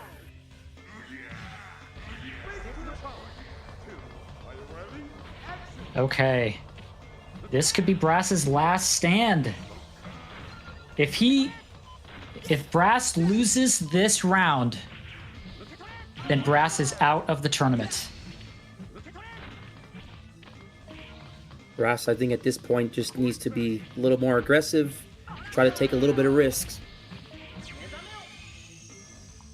Gunrock is an aggressive player after all. Oh, we got the Power Stone.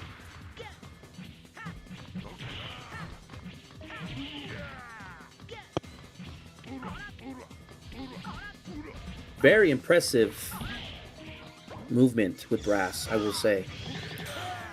Oh. And just like that, Rixim takes it, and Brass is knocked out of the tournament. Brass had a great showing here tonight. Came in. He's the tournament veteran. And Rixim has been practicing. He's been very active recently, and those practice games have paid off. To appreciate Brass for playing the tournament tonight. And we will have Rixim move on in the bracket. So let's take a look at our bracket. And we see that we've started our losers bracket matches, but we're going to keep the stream on the winners bracket so far. And so let's start our next lobby between Tenso and Blade. This match is going to be really something. Both players are very active. They like to always play new players. Tenso is known for his Falcon. And Blade is known for playing as everybody. But he typically likes to play as either Wang Tang or as IMA.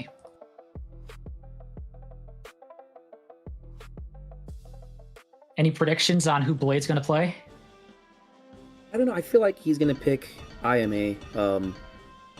I feel like that's his go-to whenever I've played him, but it also depends. See, who's going against, who he knows he's going to fight. In this case, he knows he's fighting Falcon. You're calling it. You called it, IMA. Let's see here, going on Avalon. Now, this is Tenso, one of Tenso's favorite stages. Both players kind of playing some neutral here. Definitely gone to war with Tenso in this map, and he's very, very aggressive, to say the least. These players have been playing a lot. Very good dodge. Whoever wins this will move on to winners finals. Beautiful. Beautiful. Nice stomp there. Return his stomp there with Tenso. They're kind of playing a bit of almost a neutral only game here on Avalon. Almost kind of feeling each other out. Good job getting rid of the gun. The gun is either your best friend or your worst enemy. Oh, good scoop. Scoop by Blade. Scoop. Beautiful back and forth. Oh.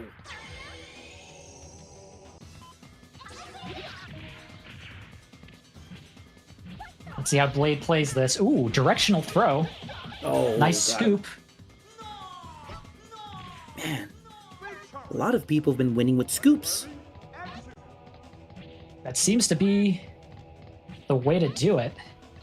They want their scoops. So remember, these two players might take the scoop leaderboard after this match.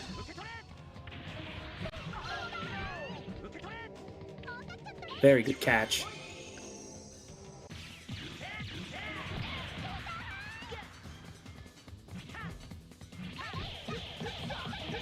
Very good catch and scoops, man. Scoops galore, man. Another scoop. Oh, close.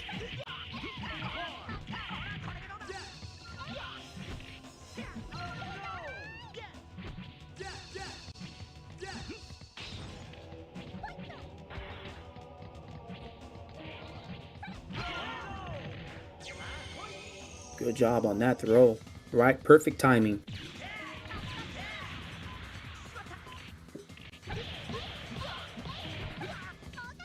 I'm not gonna lie, seeing bombs gets me paranoid from the last match we had. Oh my gosh, awesome.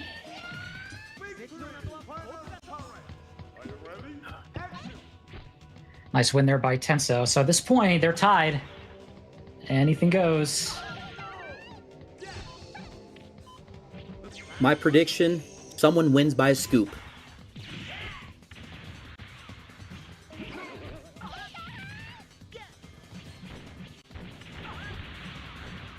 Very good dodge. Oh. Ooh, some tech grabs. Oh, wow. Unbelievable. There should be an achievement after that.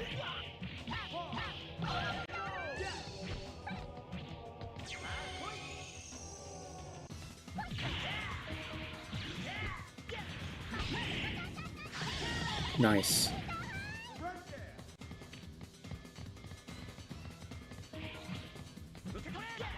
Tenso's doing a nice job here controlling the stage, using some items to... Oh! Oh, Blade missed the punish opportunity, and he really needed that. Let's see if Blade can turn it around. He has the health deficit. oh my gosh. Tenso. Tenso takes it convincingly in that game. Scoop. Wow, so we had... I think that was our... second time we've seen Evelyn here tonight. We know now Tenso has to stay as Falcon, which he probably will regardless. But Blade might switch it up, and we saw Blade play as Rouge last time. Played as IMA now. He's going to have to see who he wants to play as. Looks like IMA again, but this time on Oedo.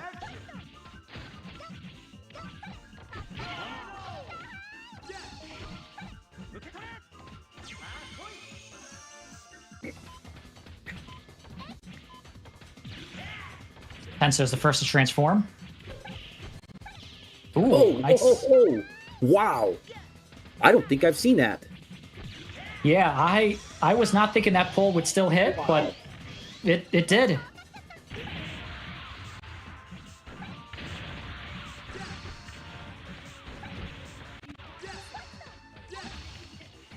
Blade is still on the back foot here, so he's got to get some hits in. He's doing a nice job dodging, but he's got to get some more offense. Nice dive kick. He has the gem lead. He's going to try to get a hit in with the sword. Ooh, I'm surprised that bomb did not land. Oh, that was a close call.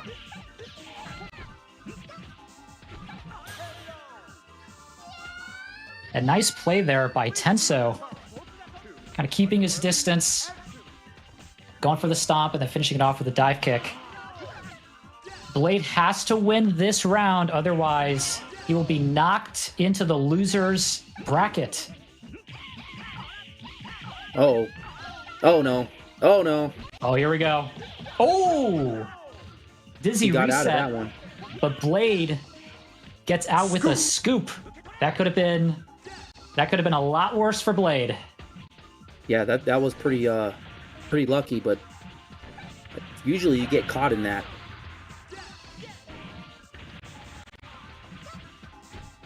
Both players doing a nice job spacing, using items to their advantage.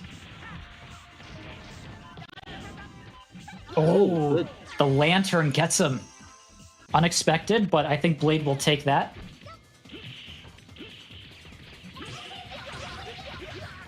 Oh man, Okay, close. Blade has to close it out. He's going to go for a super. It's a pretty safe. Oh my gosh. Oh, okay, Tenso has pixel health. Oh. So close. Okay, now Blade still has to win this to stay in it. Looks like Tenso is going to be the first to transform.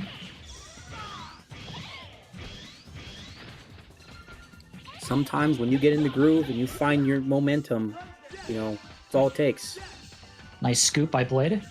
Scoop. Blade's going to transform. Now, Blade really needs this. He really needs offensive hits with this transformation. Oh, Good grab. that was important. Nice back grab. What's he going to do? He's going to go for a super. Oh, he gets a hit in. Oh, he misses the command grab. Oh, that could be it. Oh, no. That could be it. Oh, That's it. That is it. What a way to finish Tenso. out that round. You know, Tenso has tricks up his sleeves, man. This is one of the very few times that he pulled it out when he needed it. That was amazing. If Blade was able to land his command grab super, we would have gone to a game 3. But that miss, that was pivotal.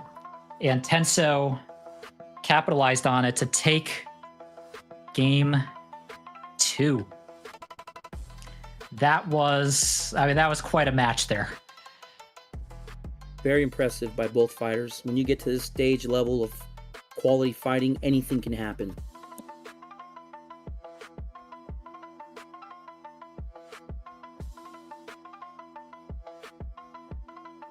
Let's take a look at our losers bracket. Let's just hop over there and see.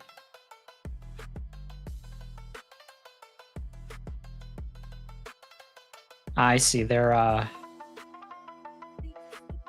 practicing a bit. They actually finished their game.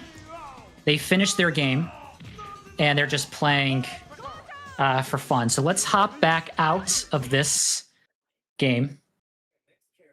And let's take a look at our scoop counter. Let's see if anything has changed. Like Blade took the lead.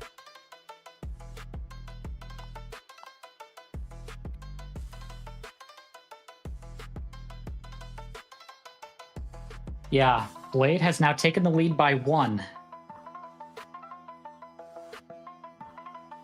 So 13-12. So Blade is in the running for getting the scoop award, but Chazmosis is there at 12. Tenso is still in it. He could do it. And so this could be interesting. Looks like in our losers bracket, Shirley beat Chazmosis. So we're going to update that here in our bracket.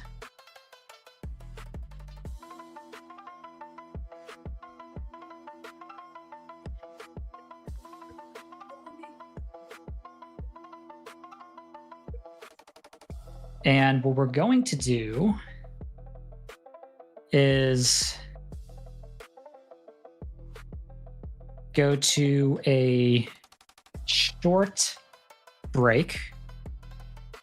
And when we come back, we will play a losers bracket match, and then we'll go to our winners finals.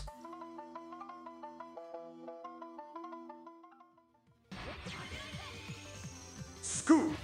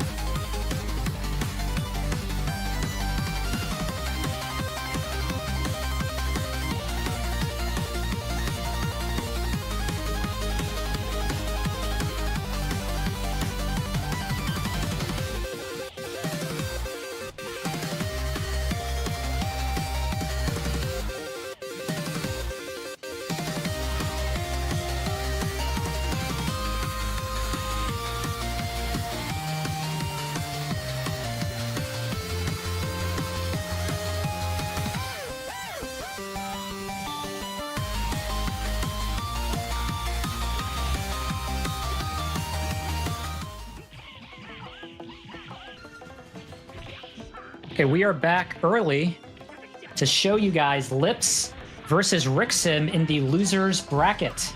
Now remember, we've seen Lips play before. He's, we like to call him the cracked Kraken player, and he's always managed to land a chompers on people. And so we're going to see if he can pull it off again. But so far, Rixim is in the lead as they play here on Lundo.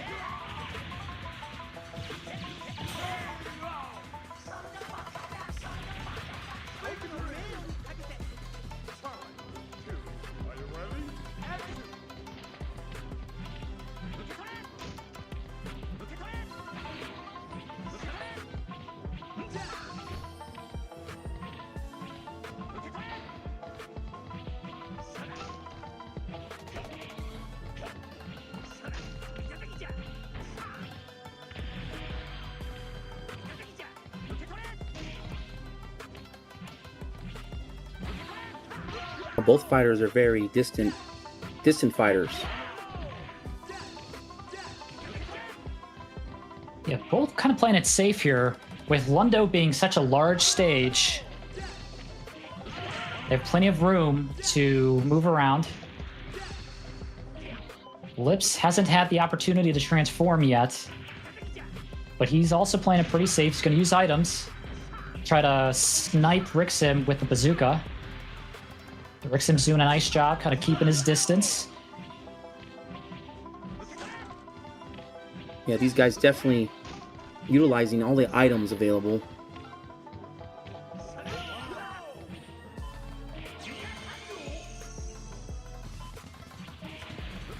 Ooh, close call with that grenade.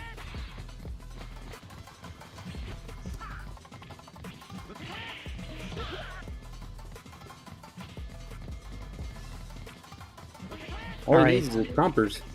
Yeah, we got it. Let's see if we can get a chompers. So Lips is transformed. He's zoning in Not Rixim. the chompers. Let's see. What's he thinking? Oh, he's just No. going for the timeout. He went for the safe victory. I think Rixim may have... Chomper. Yeah, I think Rixim may have as well, but... Lips is playing it safe. Oh, Lips is transformed. Now we'll see. Will Lips kind of keep his distance here, or will he try to go for a chompers? Still keeping his distance. Rixim's doing a nice job dodging.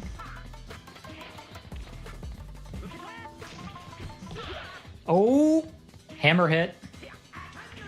Oh, I think he's gonna go for... No, he's not. He's just going for items. He's playing it very safe. Oh! Oh. We see a chompers. That definitely took a lot of damage. Lips is just... He's able to do it. Rixim now, he has to dodge everything. And I think Lips is just taking his time. He doesn't need to rush anything.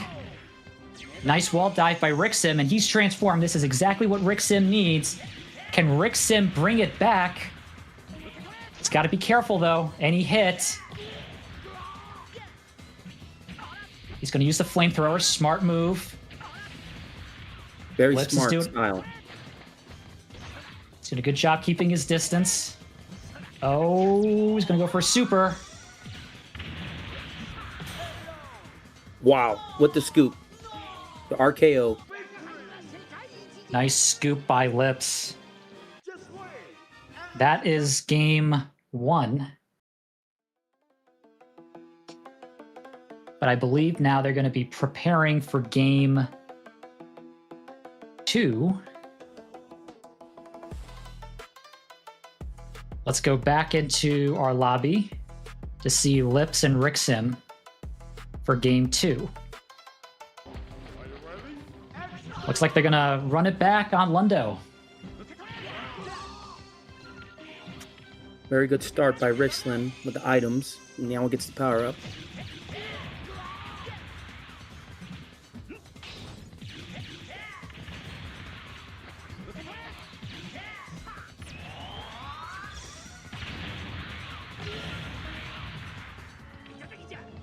Nice super there by Rixim. Really exactly what he needed. It's hard to get a lot of damage on Lundo. But as long as he can maintain the life lead, that's all he needs to do.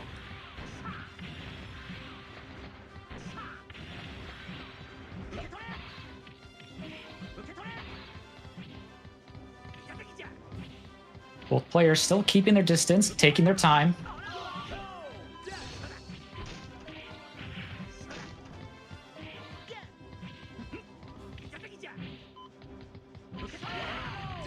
Ooh, nice throw by Rixim.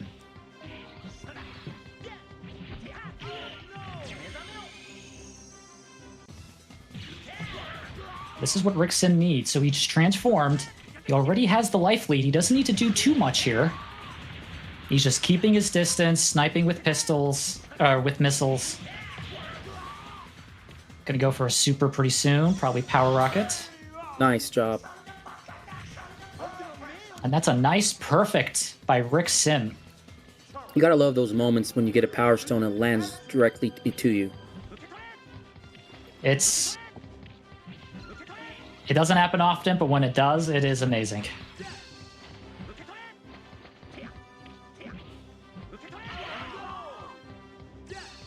Now, this is interesting. Lips is also playing it pretty safe here.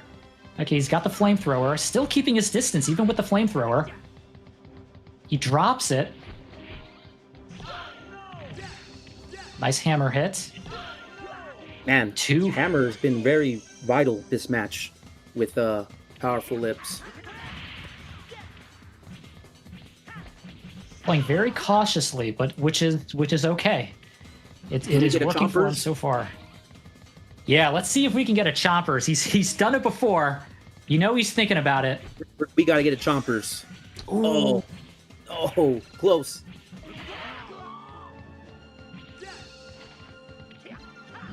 But you know, he's still playing it pretty safe.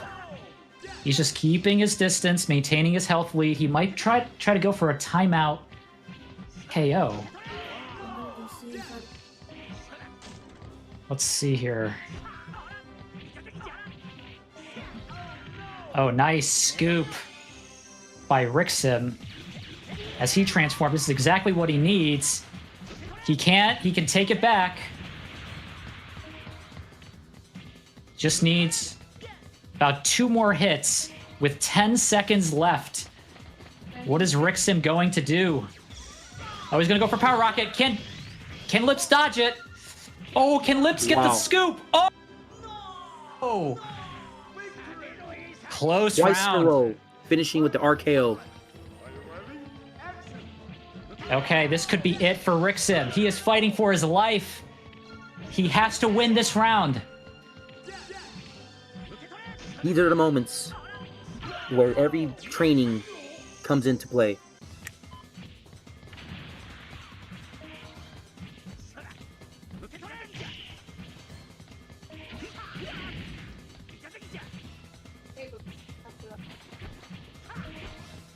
Lips is playing this pretty careful. Just using the strength of the hole's time frame. I believe it's 15 seconds. It's of all items, it's the item you can hold the longest in this game. Oh, Chompers. He misses the chest. Second Chompers that he's missed. He still has the health lead. He's probably going to play it very safe and just try to maintain his distance and just try not to get hit. Oh, but he just did. And now Rixim is transformed. This is exactly what he needs. Talk about a close match.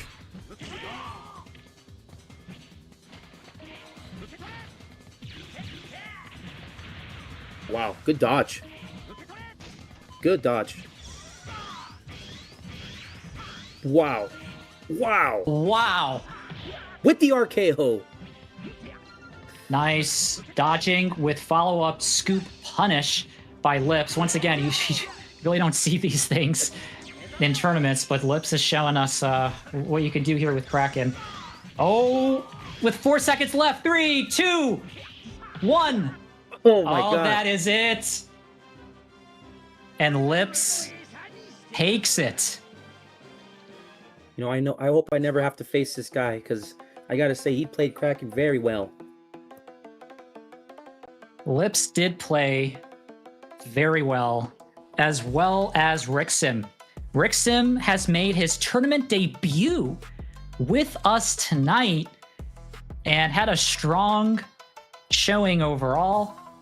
He got a pivotal win under his belt, and glad to see Rixim joining our tournament, and hope to see you back. I hope you had fun, because those were incredible matches and a good showing overall. Really appreciative for Rixim joining us tonight. So let's take a look at our bracket and see where we are at. So as of now, you could see we're progressing through, and we are now going to go to our winners finals between Tenso and GJMD. These two players play a lot. They are incredibly active. You will almost always see them online. They play just about every single day. And they are both Falcon players, and they love to lab new moves. They learn from the community, they learn from each other. And it's really going to be interesting to see how this is going to play out. This match is really a battle of the Falcons. And they've certainly played each other many times before. They already know their play styles. They've no need to download. They already know. And so we're going to see how this is going to play. But we can start our lobby here between these two players. And it's going to be interesting to see which stage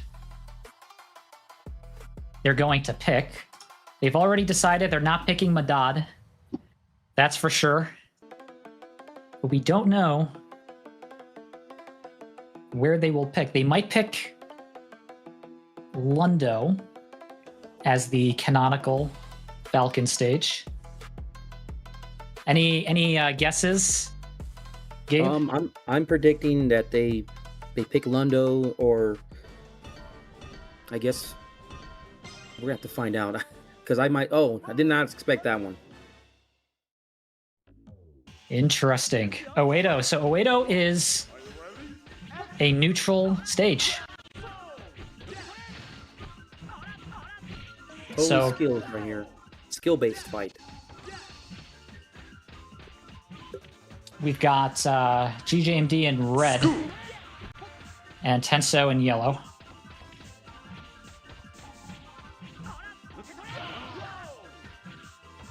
Or actually, the other way. I think it's the other way around.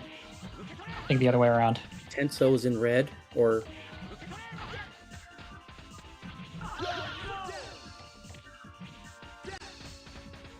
both players here kind of playing neutral. I believe Tenso's red, and GJMD is yellow. That was quite the Molotov hit. But let's see now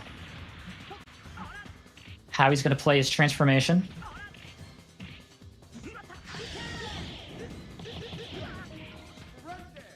GJMD is getting his hits in. And GJMD takes round one.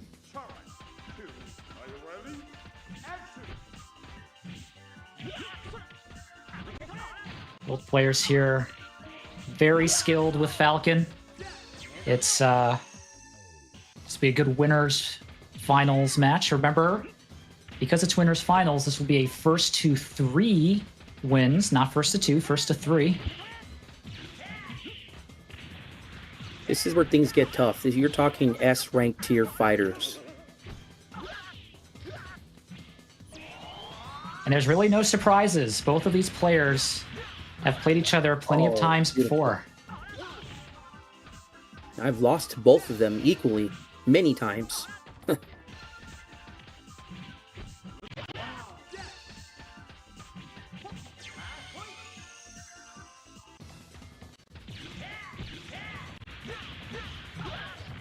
Awesome grab.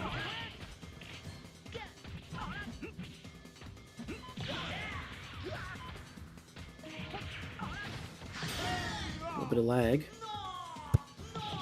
Yeah, well, GJMD does take that first game. So they picked 080. Not too surprising. 080 is a neutral stage. GJMD is up 1. We know Tenso's going to stay as Falcon.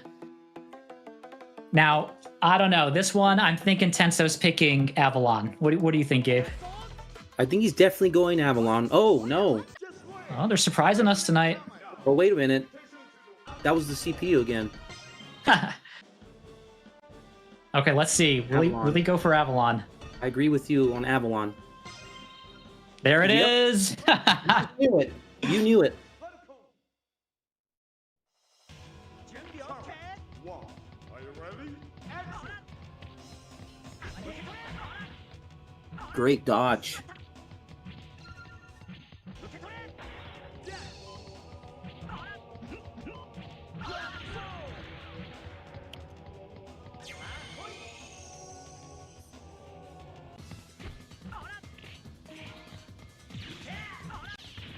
So both players here.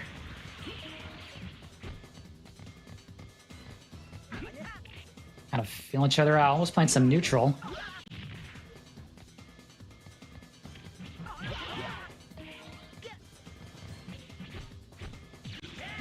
Ooh, will we get a scoop? No, we will not.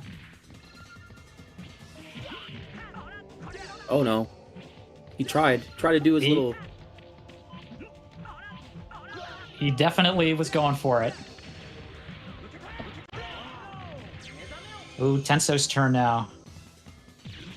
This is a very important for Tenso. He needs this opportunity to land his hits.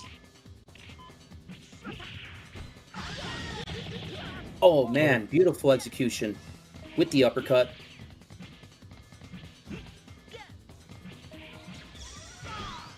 Goes for an early finisher. Ooh. Oh, backfired He hits on him. himself. That's a highlight reel moment. Yeah, there's crazy things happen with Molotovs on this stage. We have seen it before. Definitely. Oh, no. Nice back grab by Tenso to take game 1.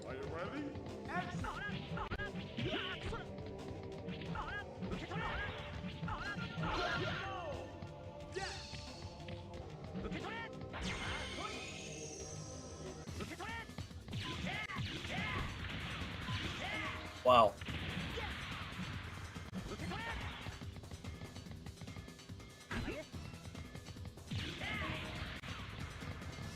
Some of the best GJMD dodging is I've seen so far. really incredible. High-level gameplay by both players. Awesome. Oh, nice back grab by GJMD.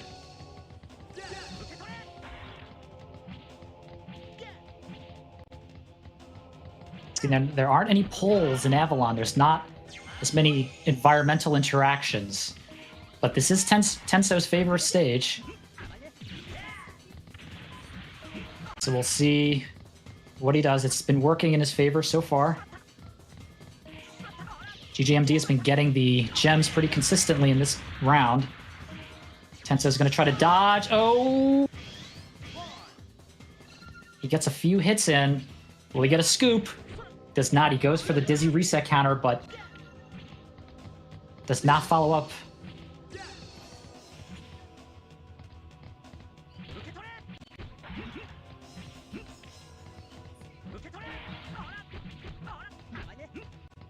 Ooh.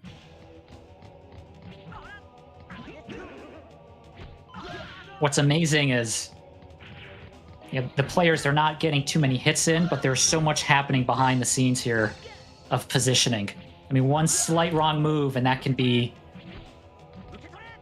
essentially a transformation. So they are really moving very well here. Nice scoop there by Tenso. Scoop. GJMD takes that win with a timeout KO. This means this is Tenso's that's first to 3, so he would still be in it. But if Tenso loses this, GJMD will be up 2 games. So Tenso is transformed. This is exactly what he needs. Now, if he can get offensive hits in, he will be in very good shape. But GJMD does a nice grab and is not letting Tenso get any moves in. Probably wants to close this off with the special. Oh, with the grab. Nice scoop by GJMD. Goes on the scoop board counter.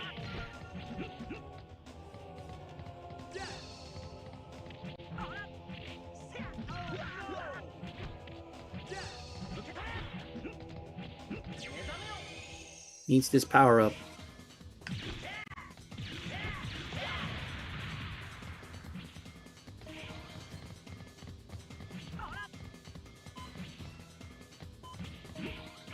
Oh, good dodges. Wow.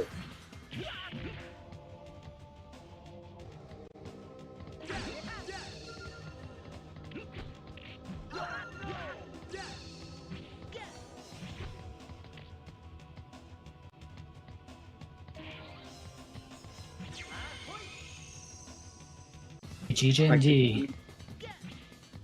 He really needs this. Every hit matters at this point.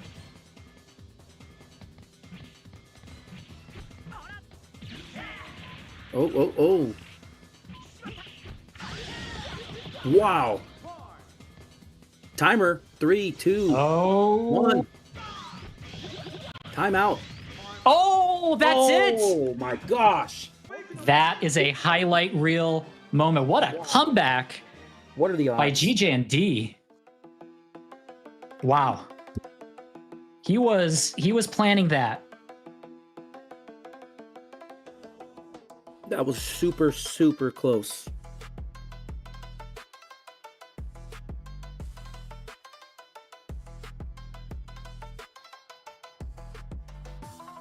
Remember, though, this is winners finals. So it's first to 3 wins. So Tenso is not out of it yet.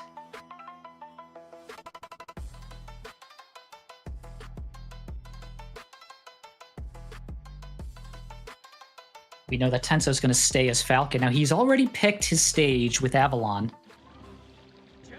Okay, they're going to go to Lundo. They're going to finish it off in their stage. Yeah, I mean, if this could be the last match. But interesting that they have always picked a different stage. They started on Oedo, they went to Avalon, and now it's Lundo.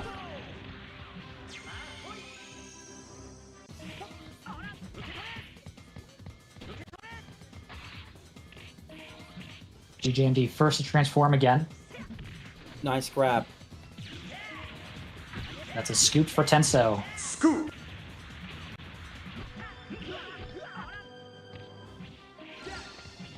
Definitely interested to see how many scoops Tenso has added up now.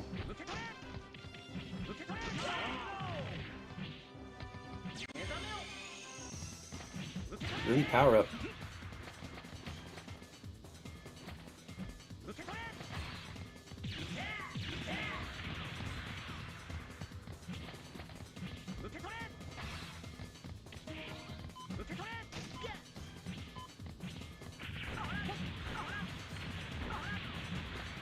Very important for Tenso. Tenso has got to get some game wins in, which means he needs to capitalize on his transformations. But GJMD, he knows the spot. Oh, nice scoop by Tenso. Scoop.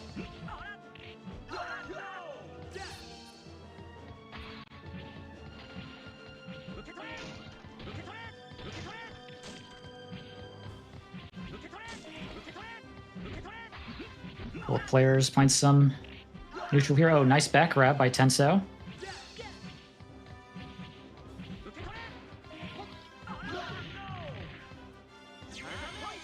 Tenso has got a nice lead. He really needs this. With the taunt. Are you ready? All right, Tenso has got to win this round to get a game on the board. But if GJMD wins this game, then he will be going to Grand Finals.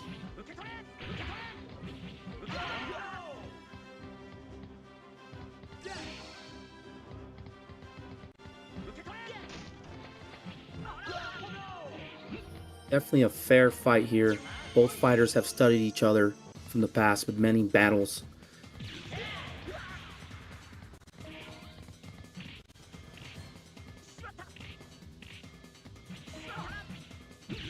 Oh.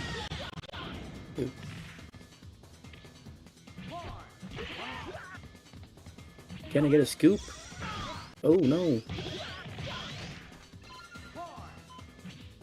Give me a scoop. Oh. Oh. Tenso was going for it, but GJMD got out of it. GJMD takes round 2, so this could be it. Tenso has to win this round, otherwise he will be knocked into the loser's bracket. Nice scoop by Tenso. Scoop.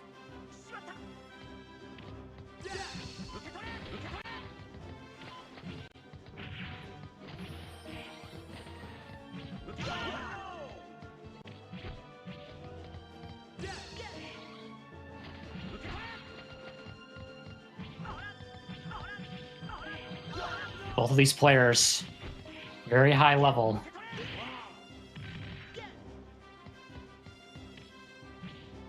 GJMD's baiting the gem, taking his time. No hurry. Oh, what a delayed pull dive there. Nice job by dodging those bullets.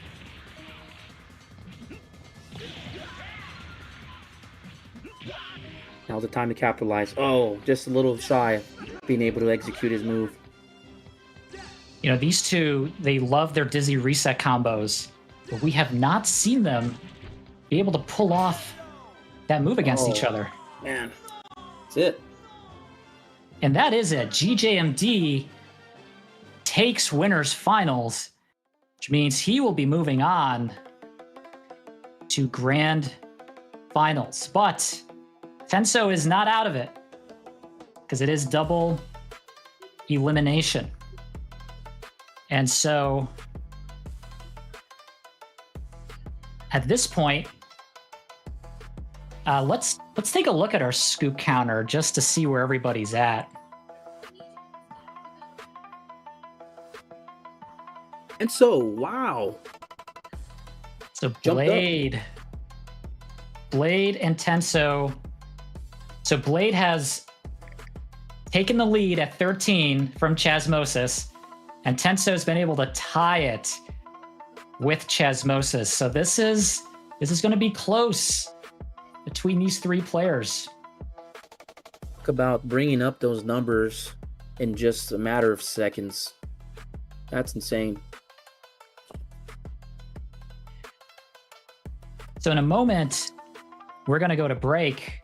However, I want to first take a moment and thank you, iamsirgabe, for coming on and co-commentating. You are very active in the community, and I have seen your gun rock just get better and better, and it's really incredible to see how your growth throughout the game and also just your activity in the community. And so glad to invite you on and co-commentate the stream together. And I hope you had fun, and looking forward to doing more of this in the future. I totally agree with that, Niko. I appreciate kind words, and it was an honor to be here and just being able to comment on a game I grew up with and I love. So, anytime, and hopefully next time I can participate and show you guys a little bit of my gun rock with these magnificent players that we have in this Power Stone universe. So thanks, man. Thank you. And we've got some great matches coming up. What we're going to do is we're going to go on a break. And then when we come back, we're going to finish out our losers bracket matches and then do our grand finals. See y'all soon.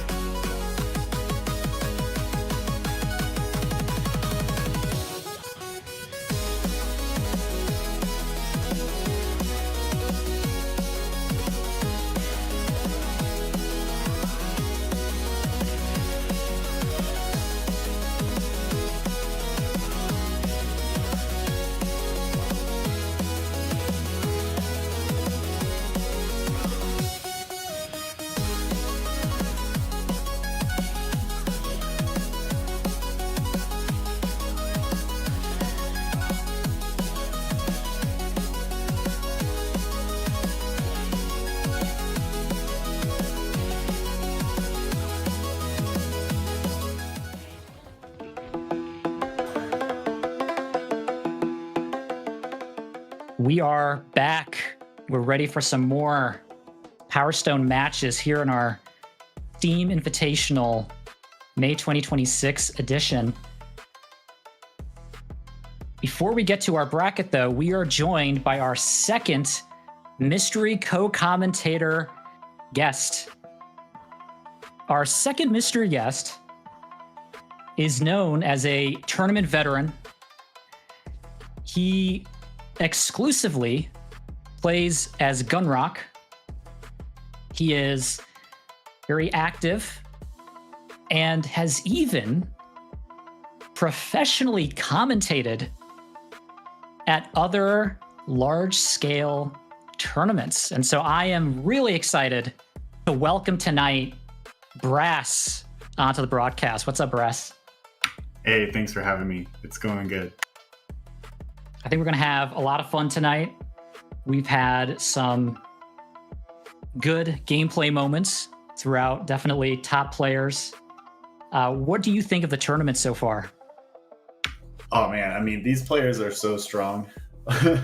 Like, it's such a tight-knit community, so anyone who like really cares about the game right now and is really active, like everybody is so strong. Like, I mean, Rick knocked me out in loser side, right? This was like his tournament debut. So it's like really cool to see people come out of the woodwork and get some big wins in. 100%. That's the great thing about the community. There's more and more players playing the game, joining the tournaments, and it's really what we want to see. We just want to see more people playing Power Stone. It's really what it's all about. Let's take a look at our bracket and just see who we have coming up. We're going to go to our losers bracket and look at Jnaupe versus Blade, and we should be going into their lobby any moment here. What do you think about these two players, Brass? So both of these guys have knocked me out in previous tournaments with their Galuda specifically. So it would be interesting to see if we saw a Galuda mirror. But we know Blade plays a ton of characters. You can kind of see like he just kind of like picks who he feels in that moment. But super strong, scary Galuda, like I mentioned. And then Jnaupe, you know, it's either going to be the Ayame or the Galuda from what we see from them. But I don't know if they've paired up themselves yet. I think this is a new matchup for us. I think it is too. This is really interesting. And you're right. Blade plays as a lot of different characters. Their Galudas, both of these players' Galudas are very good. And so I think this is going to be a nice kind of surprise matchup here. Really hard to know what'll happen. So Blade actually went for Gunrock here, which I think is interesting because Gunrock sort of wants to leverage that throw strength. So when he's going against another character that can keep up in the throw game, I feel like that's where Gunrock can kind of feel uneasy. So this is interesting. 100%. You know, here Jnaupe is transformed. He's been landing his Heaven's victories, but looks like the Stomp is going to pull it out for him in game one. Yeah, it looked like he didn't even go for the scoop. He wanted to catch him as he hit the ground, and the missed timing there on the melee attack allowed him to get the splash stomp right there. Nice wall dive there by Blade. That wall dive always surprises me, Brass.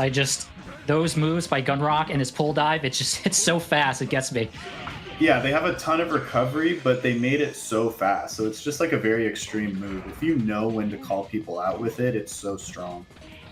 100%. Now this is Blade's turn to see if he can bring it back with his super. Curious how you'll critique Blade's Gunrock. Well, right now it's been super solid. He saw the opportunity. Oh, we're going for a Quake? Okay, yeah, that's so hard to land. Some people say it's the worst super in the game, but it does have its opportunities to hit confirm it. Still has a lead. Yeah, I wonder if the avalanche was a mistake because it just really didn't seem like it was set up at all. Like an accident, I mean. Yeah. Still, Blade is maintaining a little bit of a health lead. He's got the flamethrower, strong weapon as he transforms again. Transforms again. It's going to be really hard to survive this because with all that super meter, basically he can just throw stuff, find items. He doesn't have to spend it. He spent a bit of it so far. There is a flamethrower on the field, but he's actually opting to spend more drive instead of going for the flamethrower. I have been surprised because in an earlier match, Blade a few times dropped his flamethrower, but now he goes for rock and roll and gets the KO. That was going to be really hard to dodge, like, no matter what. Like, Medad, like, there's no roof, but it's not, like, that big of a stage. Though, like, if you're on the higher platform, the rock and roll has to commit to a jump arc. So that's, like, the one thing that's a little hard to manage with that. But he did get the hit at the end of the day. Both players playing very well. Jnaupe here, first to transform. You know he's going to try to go for Heaven's Victory. He's been landing them before. Let's see if he can do it again. And Heaven's Victory is so scary for Gunrock. Big body and a floaty jump. Heaven's Victory is actually pretty consistent against Gunrock. Oh, and we see it right there. And it's one of those moves, the hitbox actually gets bigger the higher you go up. Oh, is it? So, like, initially, yeah, it's a bit small. Well, it's because the wings are a factor. I want to say it does get larger as it goes up. We'd have to look at the hitboxes on it. Well, that was an incredible landing by Jnaupe, but Blade's been able to bring it back, but Jnaupe there just pot throw is able to take game one. That was a good first game already. Yeah, that was actually, like, super clutch by Jnaupe right at the end there. Caught Blade, mid floaty jump with the pot throw right there. Now, I wonder if Blade's going to switch it up. We know he plays a lot of characters. Personally, I feel like, you know, like I mentioned, like, playing Gunrock in this matchup's a little weird when normally you're used to having an advantage in the throw game. And Jnaupe was very consistent with his box catches right there. He is going to run it back, though. Yeah, interesting stage choice. I feel like this stage is good for both of these characters. It's funny, we just talked about this just the other day. I was messing around with rock and roll, and there's so much furniture to run into that your rock and roll can just fizzle out sometimes. So I'm a little surprised that Blade picked it himself. Yeah, I think you can use that ledge, the balcony, to your advantage, kind of go up and down to try to dodge rock and roll. We'll see how he decides to play it here. And look, he's on the barrels. Those barrels are going to eat hits. See how much that slowed it down? Oh, but he's still got a few good hits in there, unscaled.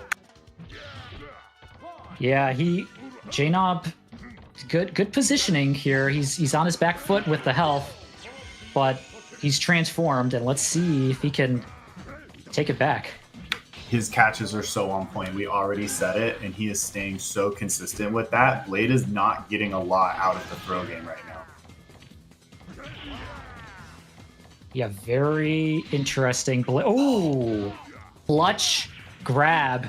And will he go for the punish? Yes, he does. That was a very good punish right there. And it was super risky to go for that grab, but that was exactly what he needed to happen to drain that super meter and get the punish.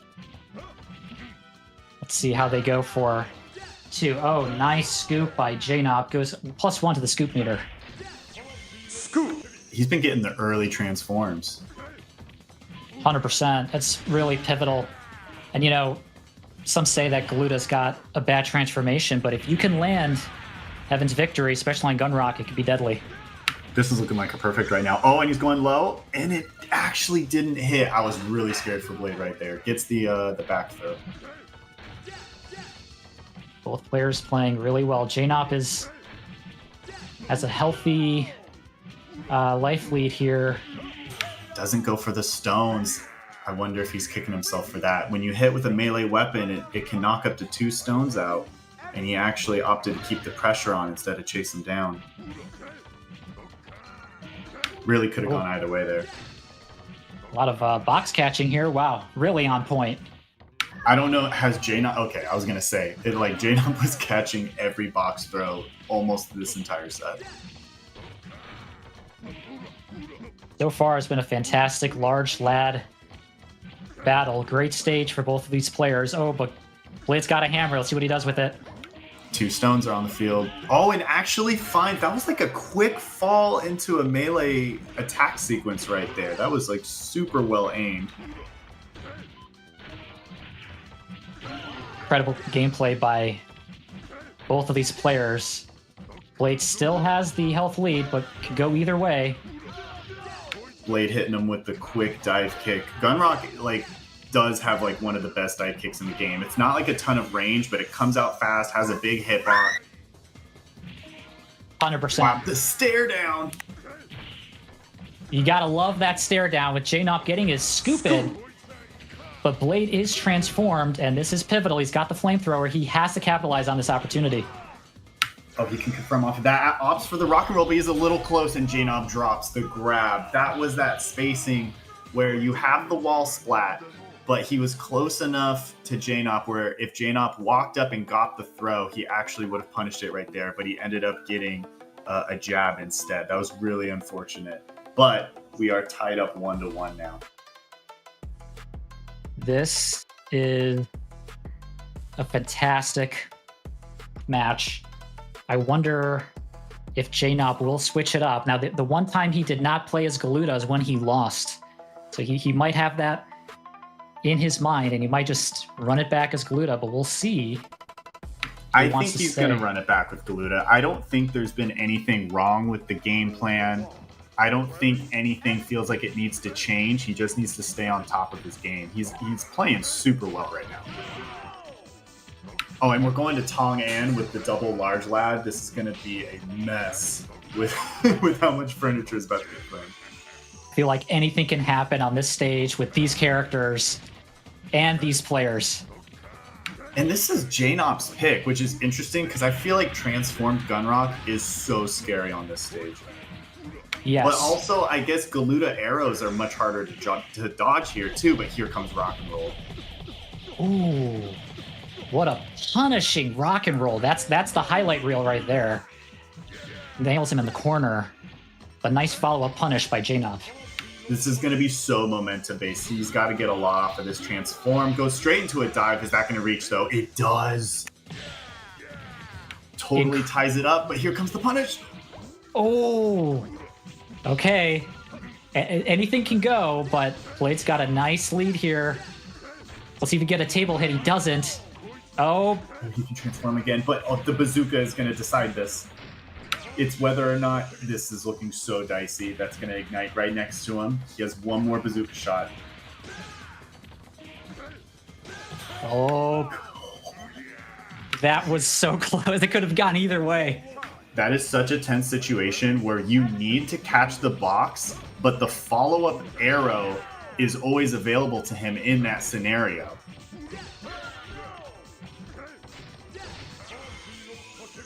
We've got some chat comments here. Wow, for a game called Power Stone, these guys sure feel like crap. Power Set's so funny. We've got people impressed of a Power Stone tournament here. We're trying to spread the word. Look at that scoop. So that's something a lot of people miss. You can scoop Heaven's Victory on the way up and then get the D transformation punish as well. And we're following it up with bazooka shots. Blade is cooking right now. Blade is doing exactly what he needs to do. Good push on the big table. Jnaupe has got some momentum on his side. Nice baiting there by Blade. Pivotal throw is now he takes the gem lead. You can tell it's getting tense because Jnaupe's starting to miss his box catches a little more. He was like 10 for 10 earlier in the set, but now he's transformed. This is getting really scary for Blade and a flamethrower. This is a huge opportunity for Jnaupe. Let's see if Blade can get out of this. He's jumping. Oh, the D transformation. Oh, if he didn't transform, now he does have a little more toughness than the average character, so the guaranteed punish wouldn't have guaranteed the win for Blade there, but it would have been really close. So are we going first at 3, or was that the set right there? So that was the set. I mean, I can't believe it played out that fast. I mean, it just flew by. It flew by, and it was so back and forth. I don't think any game went 2-0, right? I feel like we played every round there. Yeah. That was wild. That was a fantastic... I think that could be the large lad battle. It's such tonight. a fan favorite matchup, and they really put on a show there. That was legit awesome. And what a treat to have the large lad mirror on Dolestown and Tong An, just like absolute bar fight brawls. 100% as we prepare for our next match. Let's take a look at the scoop counter. Let's just see where everybody stands. So we have the scoop award here. So Blade has taken the lead at 14, and Tenso is at 12. Now, Tenso is still in the tournament. So it's either Blade will be able to maintain his lead, or Tenso will need 3 scoops to win the scoop counter. And this was inspired by Chazmosis from our previous tournament. He had so many scoops that I said, wow, we need a scoop counter. And so here we are. And it's not surprising to see Chazmosis up there in the top 3, but you can see these top 3 players are gunning for that scoop award. Yeah, Tenso is poised to take this scoop counter wise because he's got, a total of 3 sets if you include Grand Finals reset. So he's really in a position to have the highest likelihood of topping this chart here. Because Blade's number is locked in at this point. He's going to be stuck at 14. So now we're going to have Jnaupe and Tenso coming up. This is losers finals, correct? This will be losers finals, and so this will be a first to 3 games. And I think what we're going to do here is, as we queue up the lobbies, I think we're going to go for a short break. And when we come back, we'll have losers finals queued up, and then right from there, we'll be going to grand finals. So I will see you all soon.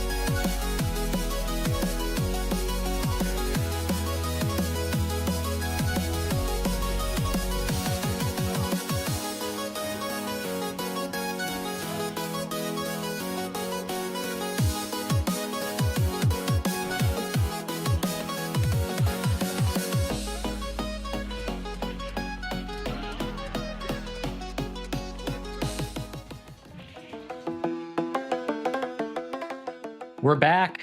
We're ready to start our losers finals match between Jnaupe and Tenso. Now, we've seen both of these players play before. Tenso sticks to Falcon, and Jnaupe plays a variety of characters, but he has been mostly sticking with Galuda tonight.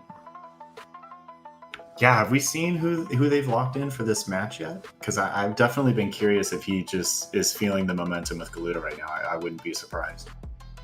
Yeah, this is going to be interesting. Looks like Oh, looks like they're both going as Falcon.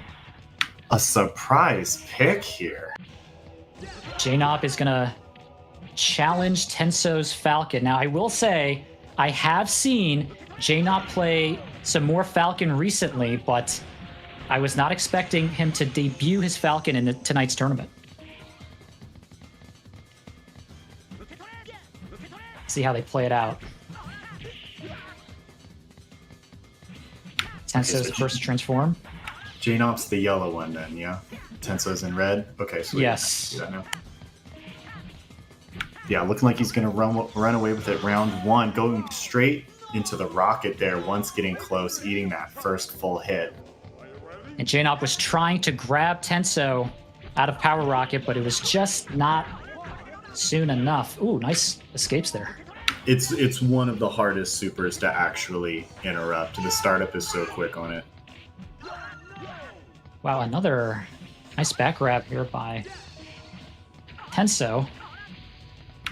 Rocking the flamethrower now, protecting that sword, also taking the sword for himself. Now they're going to fight over who's going to get this next flamethrower here. Finds the hit. It's going to get another transform. This is looking like 2 quick rounds unless Jnaupe can pull something out. This is one of Tenso's favorite levels. Not surprising, he likes to play on Avalon. And that's 1 scoop for Tenso. He needs 2 more to get into the lead for the scoop counter.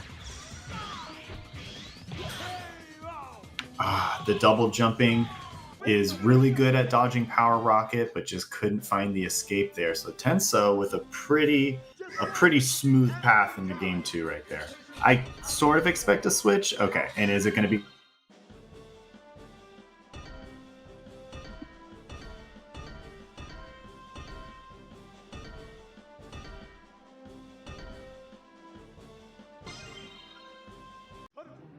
To 080. We've seen Tenso and GJMD play on 080, so this is interesting choice. It's considered a neutral stage by all characters. And Jnaupe has switched to Galuda. He's going to go back to Galuda, back to what has worked for him in the past. So he didn't opt for a stage with more throwables. I wonder what it is that he likes about Oito here as a big body character. Has the pistol, can he get... Oh, he ends up getting hit by the rocket. The pistol is so scary for the transformed person because of how you can rack up pistol hits. Tried to go for the pole dive. The pole dive looked like it had so little range right there. That was interesting. It does. Yeah, that's a... Galuda's got a tough pole dive. Oh, but nice push there by Jnaupe, and now he is going to transform. Heaven's Victory is going to seal it if he lands it right here. He's been on a roll with those. Let's see. Nice power drive. This is the moment if he's going to go for it. Oh, that whiffed throw could have been it, and he's going to take a chance, but already Tenso had some space. All right, going for the pseudo infinite actually looked like there was enough of a gap for Jnaupe to get out. He's going to have another chance and knocks away the flamethrower. Nice play. Tenso. Oh, nice box push. He's not going to transform yet, but he does have the gem lead. If Jnaupe can transform, this could be exactly what he needs. He had the box and he actually backed off a bit. He's going to get the box again and goes for a push. So is he going to pick up the next one? He does. Tenso is dancing around everything, and now he has to deal with the pistol. And he got locked into the melee attack series. That can be so frustrating sometimes when you're trying to get out of that sequence, but you're sort of locked into it if you keep hitting buttons. That is tough, and also a potential scoop opportunity, but now as we go to game 2, Jnaupe is maintaining his lead here. Nice combos, and already half of Tenso's health is gone. Yeah, really good punish on the pole dive. Gets the transform. First bazooka shot misses, but now he's eating 2 hits. That was a lot of power drive taken from there. Goes straight into arrows, gets scooped, and the iframes get him out of the arrows. That was a tough play there by Jnaupe, but looks like he oh no, he almost had the gem lead there, but is still enjoying the health lead. Let's see if Tenso now can close it out with his transformation. With throw, ends up finding the sword, finds another hit right there. Every hit with the item where he's not spending power drive is just a bigger and bigger lead. Finds another hit. Can he dodge power rocket? But he was already committed to the pole grab. This is losers finals. So remember, 1st to 3. So there's still one more game to be played. Now I could see the Ayame pick at this point. He picked Falcon in game 1, and maybe a reason for that is to have the double jump available to you against Power Rocket. That's something that Ayame benefits from, and it's the Power Rocket was something that he was really struggling with, but he actually runs it back with Galuda, but takes it to Tong'an. Yeah, good choice here, picking Tong'an as a heavy character. Expected with all of these items. Let's see if Jnaupe's strategy will work for him, as Tenso is the first to transform. Also, though, Falcon players like Tong'an because Power Explosion is almost impossible to dodge. So he's probably going to pop it in a few moments. That is true. Looks like, oh, there it is. Goes for the rocket instead because they were in close proximity. You need space for Power Explosion to work. Okay, Jnaupe has an opportunity. He has advantage over the 3 stones, gets the transform, but he has to get a lot done during this transform. He's get some good offensive hits in. It's a little risky to do Heaven's Victory. He hasn't landed one in a bit, but he's just probably going to stick with the safe route and throw the items on stage. He doesn't need to rush this. Oh, and there it is, the additional range higher off the ground. That was plenty of damage for it. You see how he really wasn't that close? But then also the diagonal angle was perfectly aimed towards Tenso there. That was a clutch move by Jnaupe, and this is the kind of thing that when something like that happens, you kind of think twice, you kind of respect the player's space a little bit. We'll see if Tenso plays a little more conservatively after getting hit with Heaven's Victory. All right, transform for Tenso. Is he going to spend Drive Gauge? He is. Oh, and a great reaction to the wall slide right there. And yeah, this looks like he could run away with this round. No obligation to spend the super, but goes for it. And Power Rocket so hard to dodge on a low ceiling stage. Now this could be it for Jnaupe. He's fighting for his life. If he does not win this round, he will be knocked out of the tournament. Catch. Had a good catch. Hit him with the response, was able to transform, gets an arrow off. Good dodge on the second arrow. The third arrow, power drive is going down quickly. Now Tenso can respond back with the bazooka hits. Goes for the dive, but no meter to follow it up with Heaven's Victory. Nice play there by Jnaupe. He did exactly what he needed to do. Has a nice health lead. Oh, but Tenso gets a scoop in, and this is still anybody's game. Scoop! This transform is going to be pivotal here. Misses a box catch right there. Eats another throw. Tenso punishing the box grab with his own throw. Jnaupe with the catch. He's fighting for his life right now. And what super are we going to see? Rocket again. Oh, it was just enough damage to take him out there. That last one did it.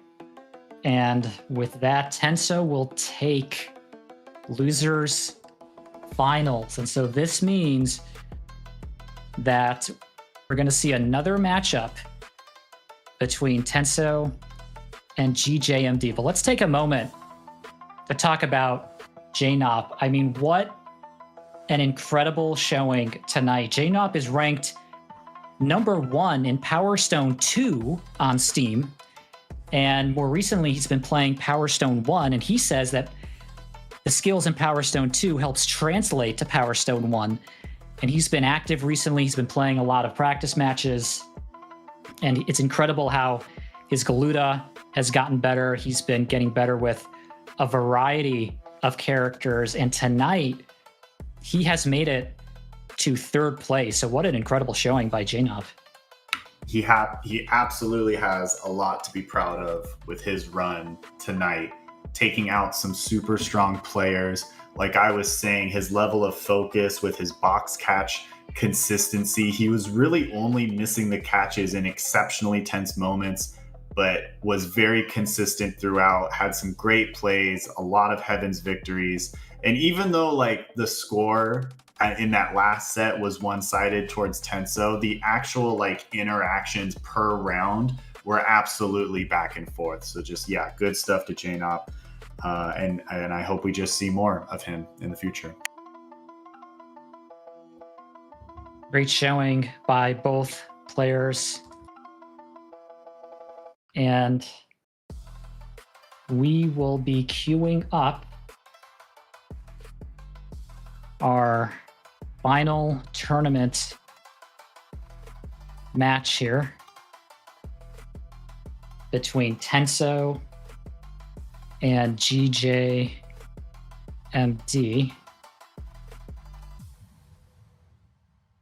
Let's, just out of curiosity here, I don't know if there were too many scoops, but let's just look at our scoop counter and see if Tenso is able to get some scoops. So he is now tied with Blade. So if Tenso gets one more scoop, then Tenso will win the Streamed Player Scoop Award. And he has plenty of games. Yeah, he has plenty of games to do it. He only needs to get, GJMD detransforms once in the air, and then he can just get the air throw from there. But in a long set, maybe GJMD gets a bunch of scoops in a row. He'll need 10 plus, but still it could happen.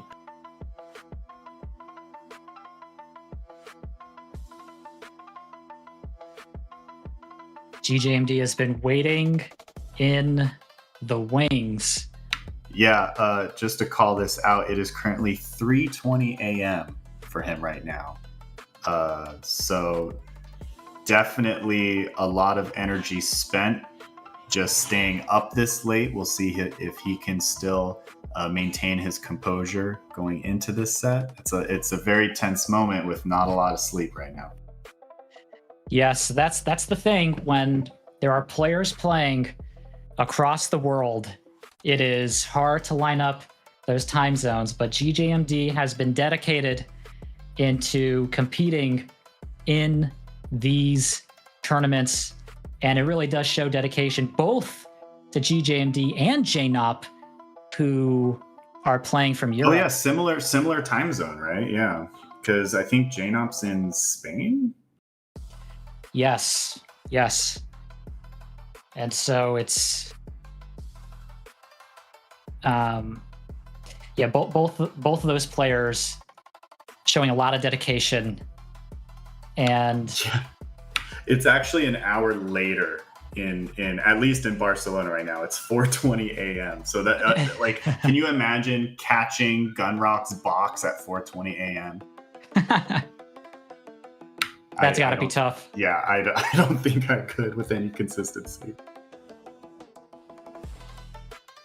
These two players have played so many friendly matches. It is basically a Falcon battle. They know their play styles. We got to see them play in winners finals. They chose to play on Oedo and Avalon and then Lundo. So I'm curious if they decide on the same stages or if they'll pick on some different ones. Yeah, I think with both characters being able to double jump, it's really hard if there's no roof to actually corner each other, which is why they don't pick Madad, because it's like a timeout every round they play there.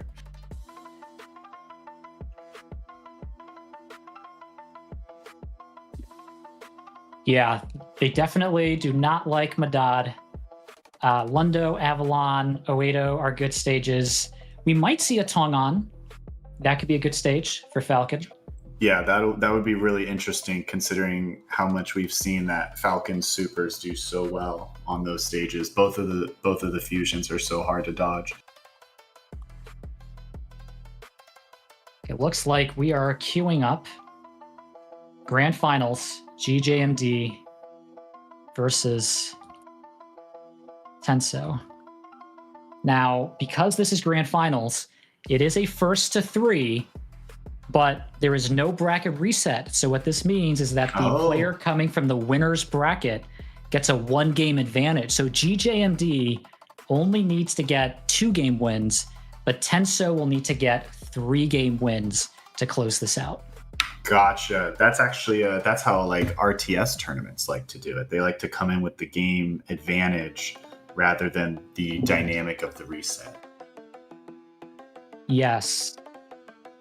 Looks like both of these players are queuing up, and we are starting our lobby as we are entering our grand finals match of our Steam Invitational May 2026 edition tonight. All right, haven't locked in the stage yet. Definitely interested. I'm not sure who's in control of the stage right now, but they are going to opt for Lundo. Falcon Mirror on Lundo. You love to see it. This is how things were on the demo disc back in the day on the Dreamcast. That's right. Nice box push there by GJMD in red. And GJMD first to transform. Good catch. Great catches. On a connection that they are quite far away from each other. They're still catching boxes consistently and late at night for GJMD's side. Oh, a whiffed grab and gets hit by the box push. So D transforms, but actually GJMD finds the throw somehow right after that instead of getting punished. Surprise play, but still working out in GJMD's favor. But this is Tenso's opportunity as he's now transformed. Really pivotal for Tenso to try to take this back.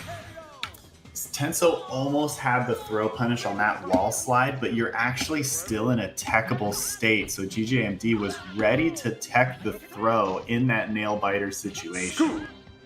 Always ready to tech is GJMD in the sets that we've played. I always think I'm going to surprise him with a throw. He's always ready to tech, just like we see right there.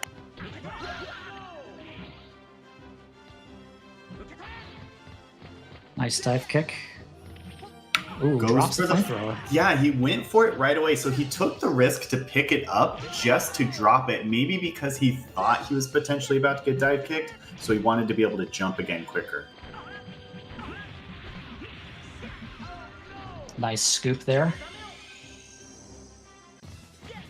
Tenso's turn to answer back, gets the sword, gets the first hit off quite easily, but with a double jump, it's hard to get the hit on Falcon with melee weapons.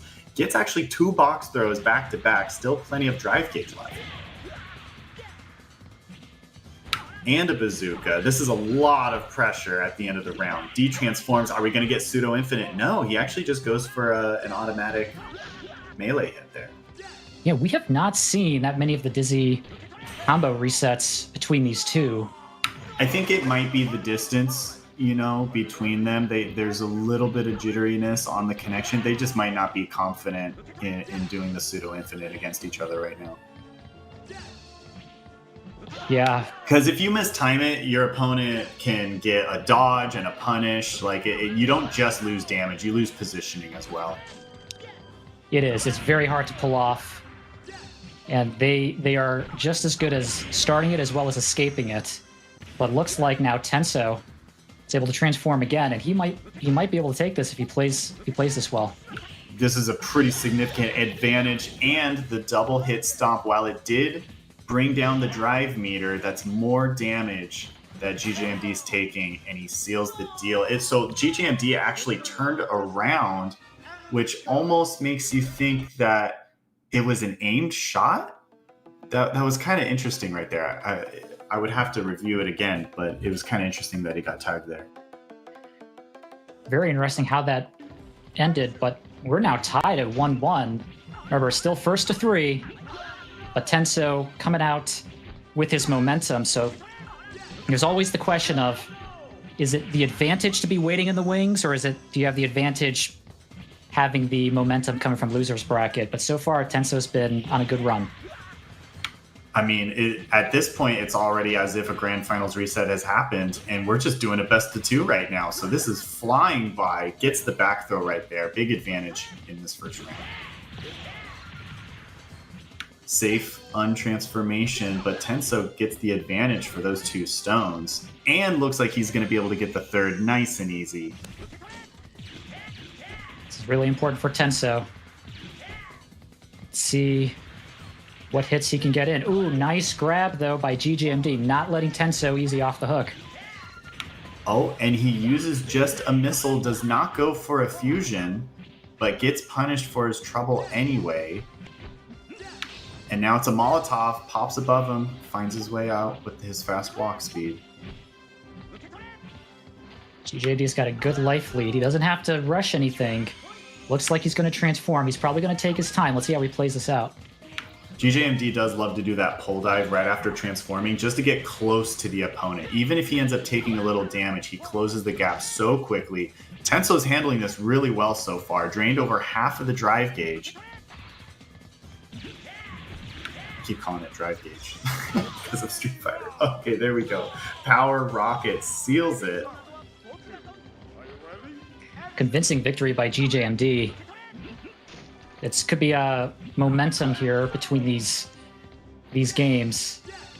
But these players, they know each other so well. There's basically no surprises between these two.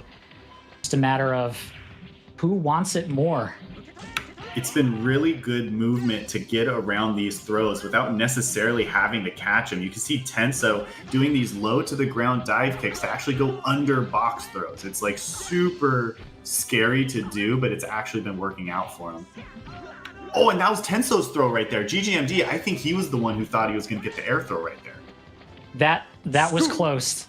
I think, yeah, both of them looked like they were going for the scoop, but Tenso won it out, which I think officially will put Tenso in the lead for the scoop award.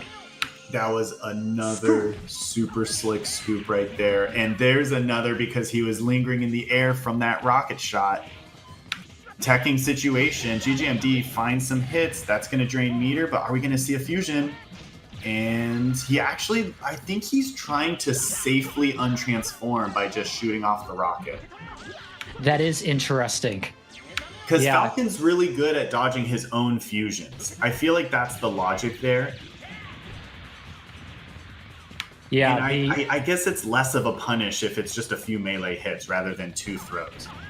The consistency of not going for the super must be intentional. And so I think that does seem to be the strategy. Just safely detransforming. Don't need to risk anything. These players, they already know each other's tricks. And so really interesting to see how they're thinking through their transformation strategy. Let's see what he does here. Okay, we do go for Rocket. Oh, and he lands 2 hits, and it was the standing version, so he was locked in hit stun and got hit by 2 sequences there. Going to a round 3. Dive kick wars at the start. Tenso found the first air throw and the first transformation. Tech battles. Tenso finds the flaming uppercut there. And another air throw so low to the ground was that one. Wow. Tenso has a convincing lead here. If he can just maintain this lead with no major mistakes, and there it is. Tenso's air throws have been so on point. The timing of them. I'm convinced that GJMD is also trying to get his air throw there, and Tenso is just timing it just the slightest bit better. There was that interesting situation. Tenso's transformed. GJMD wall slides into the transformed Tenso and actually did get punished really heavily for that. That was a lot of damage on the board. And we're going into potentially the last game of the night here. Yeah, this is potentially the last game, and both of these players have played incredibly so far tonight. Comes down to who wants it more, as GJMD started Grand Finals with a 1-game win, but he has not been able to win a game yet. Tenso's been on a roll with the momentum. Let's see if he can close it out, or can GJMD tie it up? Yeah, this would have been a 2-0 otherwise if this was a regular set. We do have a lead here. We have the first transformation for GJMD, and he goes straight for Power Explosion. That may have been an execution error right there. Yeah, interesting choice. My feeling is it was like jump into rocket or I don't know the exact Falcon button scheme right there, but that it seemed not the right choice to spend 90% of your bar. Yeah. But, these small, seemingly small moves can have a big impact on a stage here in Grand Finals between two very high-level players. And so we'll see if that's it. But so far, Tenso's been playing well, consistently getting transformations, having a healthy life lead, and now GJMD is really on the back foot. He has to capitalize big off of this, and he actually suicides on accident from his own Molotov. That is just hard. That's hard to watch. Because he got the hit, but Tenso was immediately above him, so the flames went straight down on him during the throw recovery. Well, at this point, in Game 3, GJMD is fighting for his life. Tenso has been on a roll with his momentum as he transforms. We'll see, can GJMD turn it around, or will Tenso close this out? GJMD is actually being quite aggressive during Tenso's transformations. He's not playing a full runaway game. He's trying to get like some surprise throws in there, air throws to try to deplete the meter. Are we going to see a fusion coming up? This could be it right here. And he actually gets the pipe hit. Oh boy. Into Rocket. Couldn't dodge it at the end of the day. Tenso actually gets a 3-0. The only point GJMD had was his Grand Finals winner's side advantage. What an incredible Grand Finals match we had between these two players. Such a high level of gameplay, highly skilled. These are probably some of the most active Power Stone players out there right now. And we had the treat of seeing them play together. And I have to say, these players are always labbing. They're always learning, eager to play new players. And with how this has played out, Tenso has really earned his way to the victory in this tournament tonight. Yeah, really great set. It's another one of those sets, like even though the score was one-sided, all of the interactions that were happening were just incredibly back and forth. Tenso really just had that edge every round. He was really clutching things out and then gained some momentum at the end. He had so many good air throw timings. Really good stuff to him for closing it out.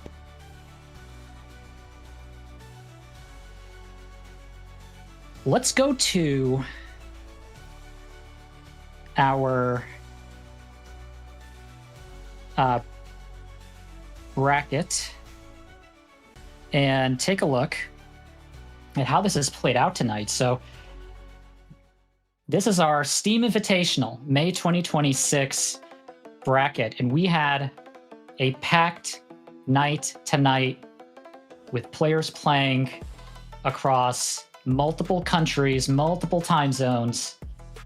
And as we follow through this bracket, you will see that we've had high-level players with GJMD and Tenso meeting each other in winners finals, GJMD winning that, and then having another rematch in grand finals and Tenso taking it. So this is our tournament result tonight.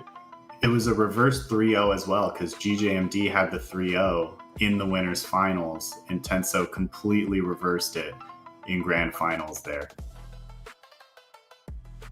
So now that we've seen the bracket, let's just have the official numbers here in our scoop counter. This is the first time we've ever had a scoop counter. And let's just see what the numbers look like. So Tenso wins the tournament and gets the most number of scoops at 21. congratulations to Tenso. And overall, great showing by all players. Like we've said, Jnaupe, GJMD, they are staying up late for this tournament. We've had players all over the world compete tonight.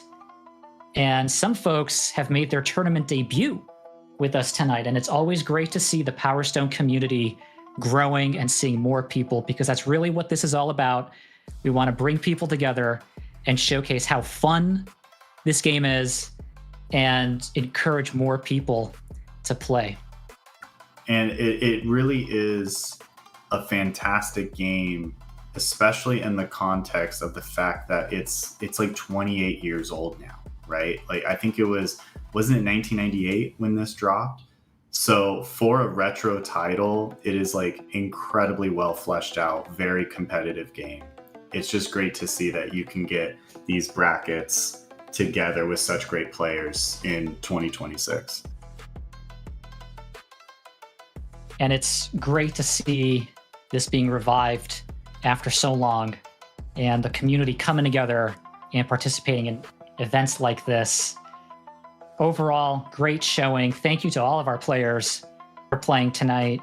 Brass, what did you think of tonight's tournament, and what were there any surprises here? Anything that you weren't expecting from tonight? I think the real standout performance in like relative to, like, we know that GJMD and Tenso, great players, wasn't really surprising to find them in grand finals. I think Jnaupe had such a good tournament run where he was playing on another level, like relative to what we've seen in the past. He was like I took a game off of him, but it was like so hard fought, and then he just like totally whomped me outside of that. And he took out such good players on the way to that third place finish. And like we mentioned, his time zone's an hour later than even GJMD's was. So he was catching gun rock boxes at 4 a.m. I think that was just like an incredibly impressive performance. Great showing by Jnaupe, and it really is incredible how he's ranked number 1 in Power Stone 2. Now he's playing Power Stone 1 and already has been improving so fast. If anybody would like to participate in these tournaments, please leave a comment on the stream. We have a growing community where we have players always looking to play friendlies. We have folks uploading moves that are not as well known to everybody. And so if you want to know some advanced tactics and some strategies, feel free to leave a comment below and we can look to get you into the community. Overall, this is what we try to do on this channel. We highlight the peak moments, the highlight reels, tournaments. We're really trying to show what Power Stone can be, that it's a great game and getting more people together. Brass, I have to say, this has been a lot of fun tonight. I'm really glad that you're able to hop on, co-commentate. Obviously, you're a fantastic player, really the canonical Gunrock player of the community. And I also hope you just had fun commentating tonight. It was a lot of fun having you hop on. Yeah, I really appreciate the invite. Just competing and commentating. This is just such a fun game to even just talk about and watch. So yeah, I really appreciate it and happy to do so more in the future. It's just an awesome game. But yeah, appreciate it, man. With that, this concludes our Steam Invitational tournament tonight. But we have one more thing for the stream. Although the tournament is done, we will have one show match between the tournament winner, Tenso, and myself on Avalon. This will be one neutral-only game. And It's not part of the tournament, so I don't like competing in my own tournaments. So this is just a separate. This is a show match, and so we're going to be inviting Tenso in a moment to have a neutral-only game on Avalon. So we are going to go to break, and when we come back, we'll be ready for our neutral-only match.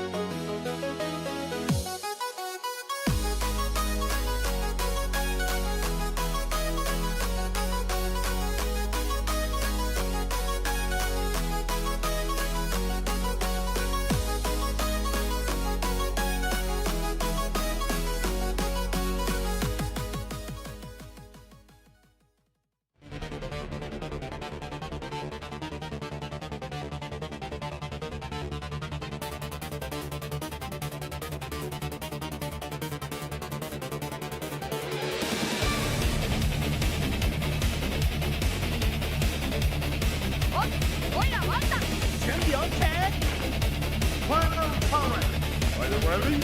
Action!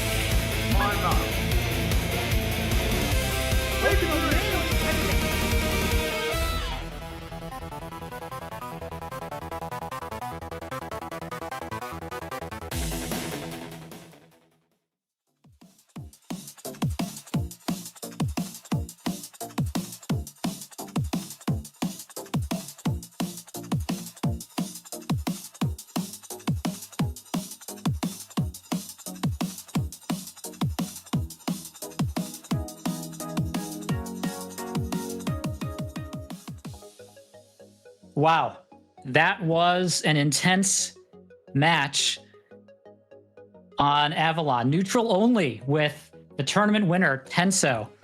Congratulations to Tenso for not only winning the tournament, but also winning the show match tonight on Avalon. It's always really intense to play neutral only because you don't have to count on boxes. You don't have the power stones to count on. It's really about reaction speed and reading the other player. I got a first game in, but Tenso took it back in the other 2 games. So congratulations to Tenso for winning tonight's show match. I don't think I got scooped at all there. However, that's okay. Tenso still takes the win for tonight's show match. And that's really the thing with neutral only. It's such an intense format that I can see more show matches like this being played in the future. It's a fun way to play Power Stone. So congrats again to Tenso for winning the show match tonight and for winning the Steam Invitational May 2026 edition. We're going to come back with more tournaments, and also we like to mix things up. We like to innovate from our prior tournaments, and so if you have any ideas or other opportunities, we're always open to hear it. And so thank you again to all players for participating. Congratulations again to Tenso, and I'll see you all next time.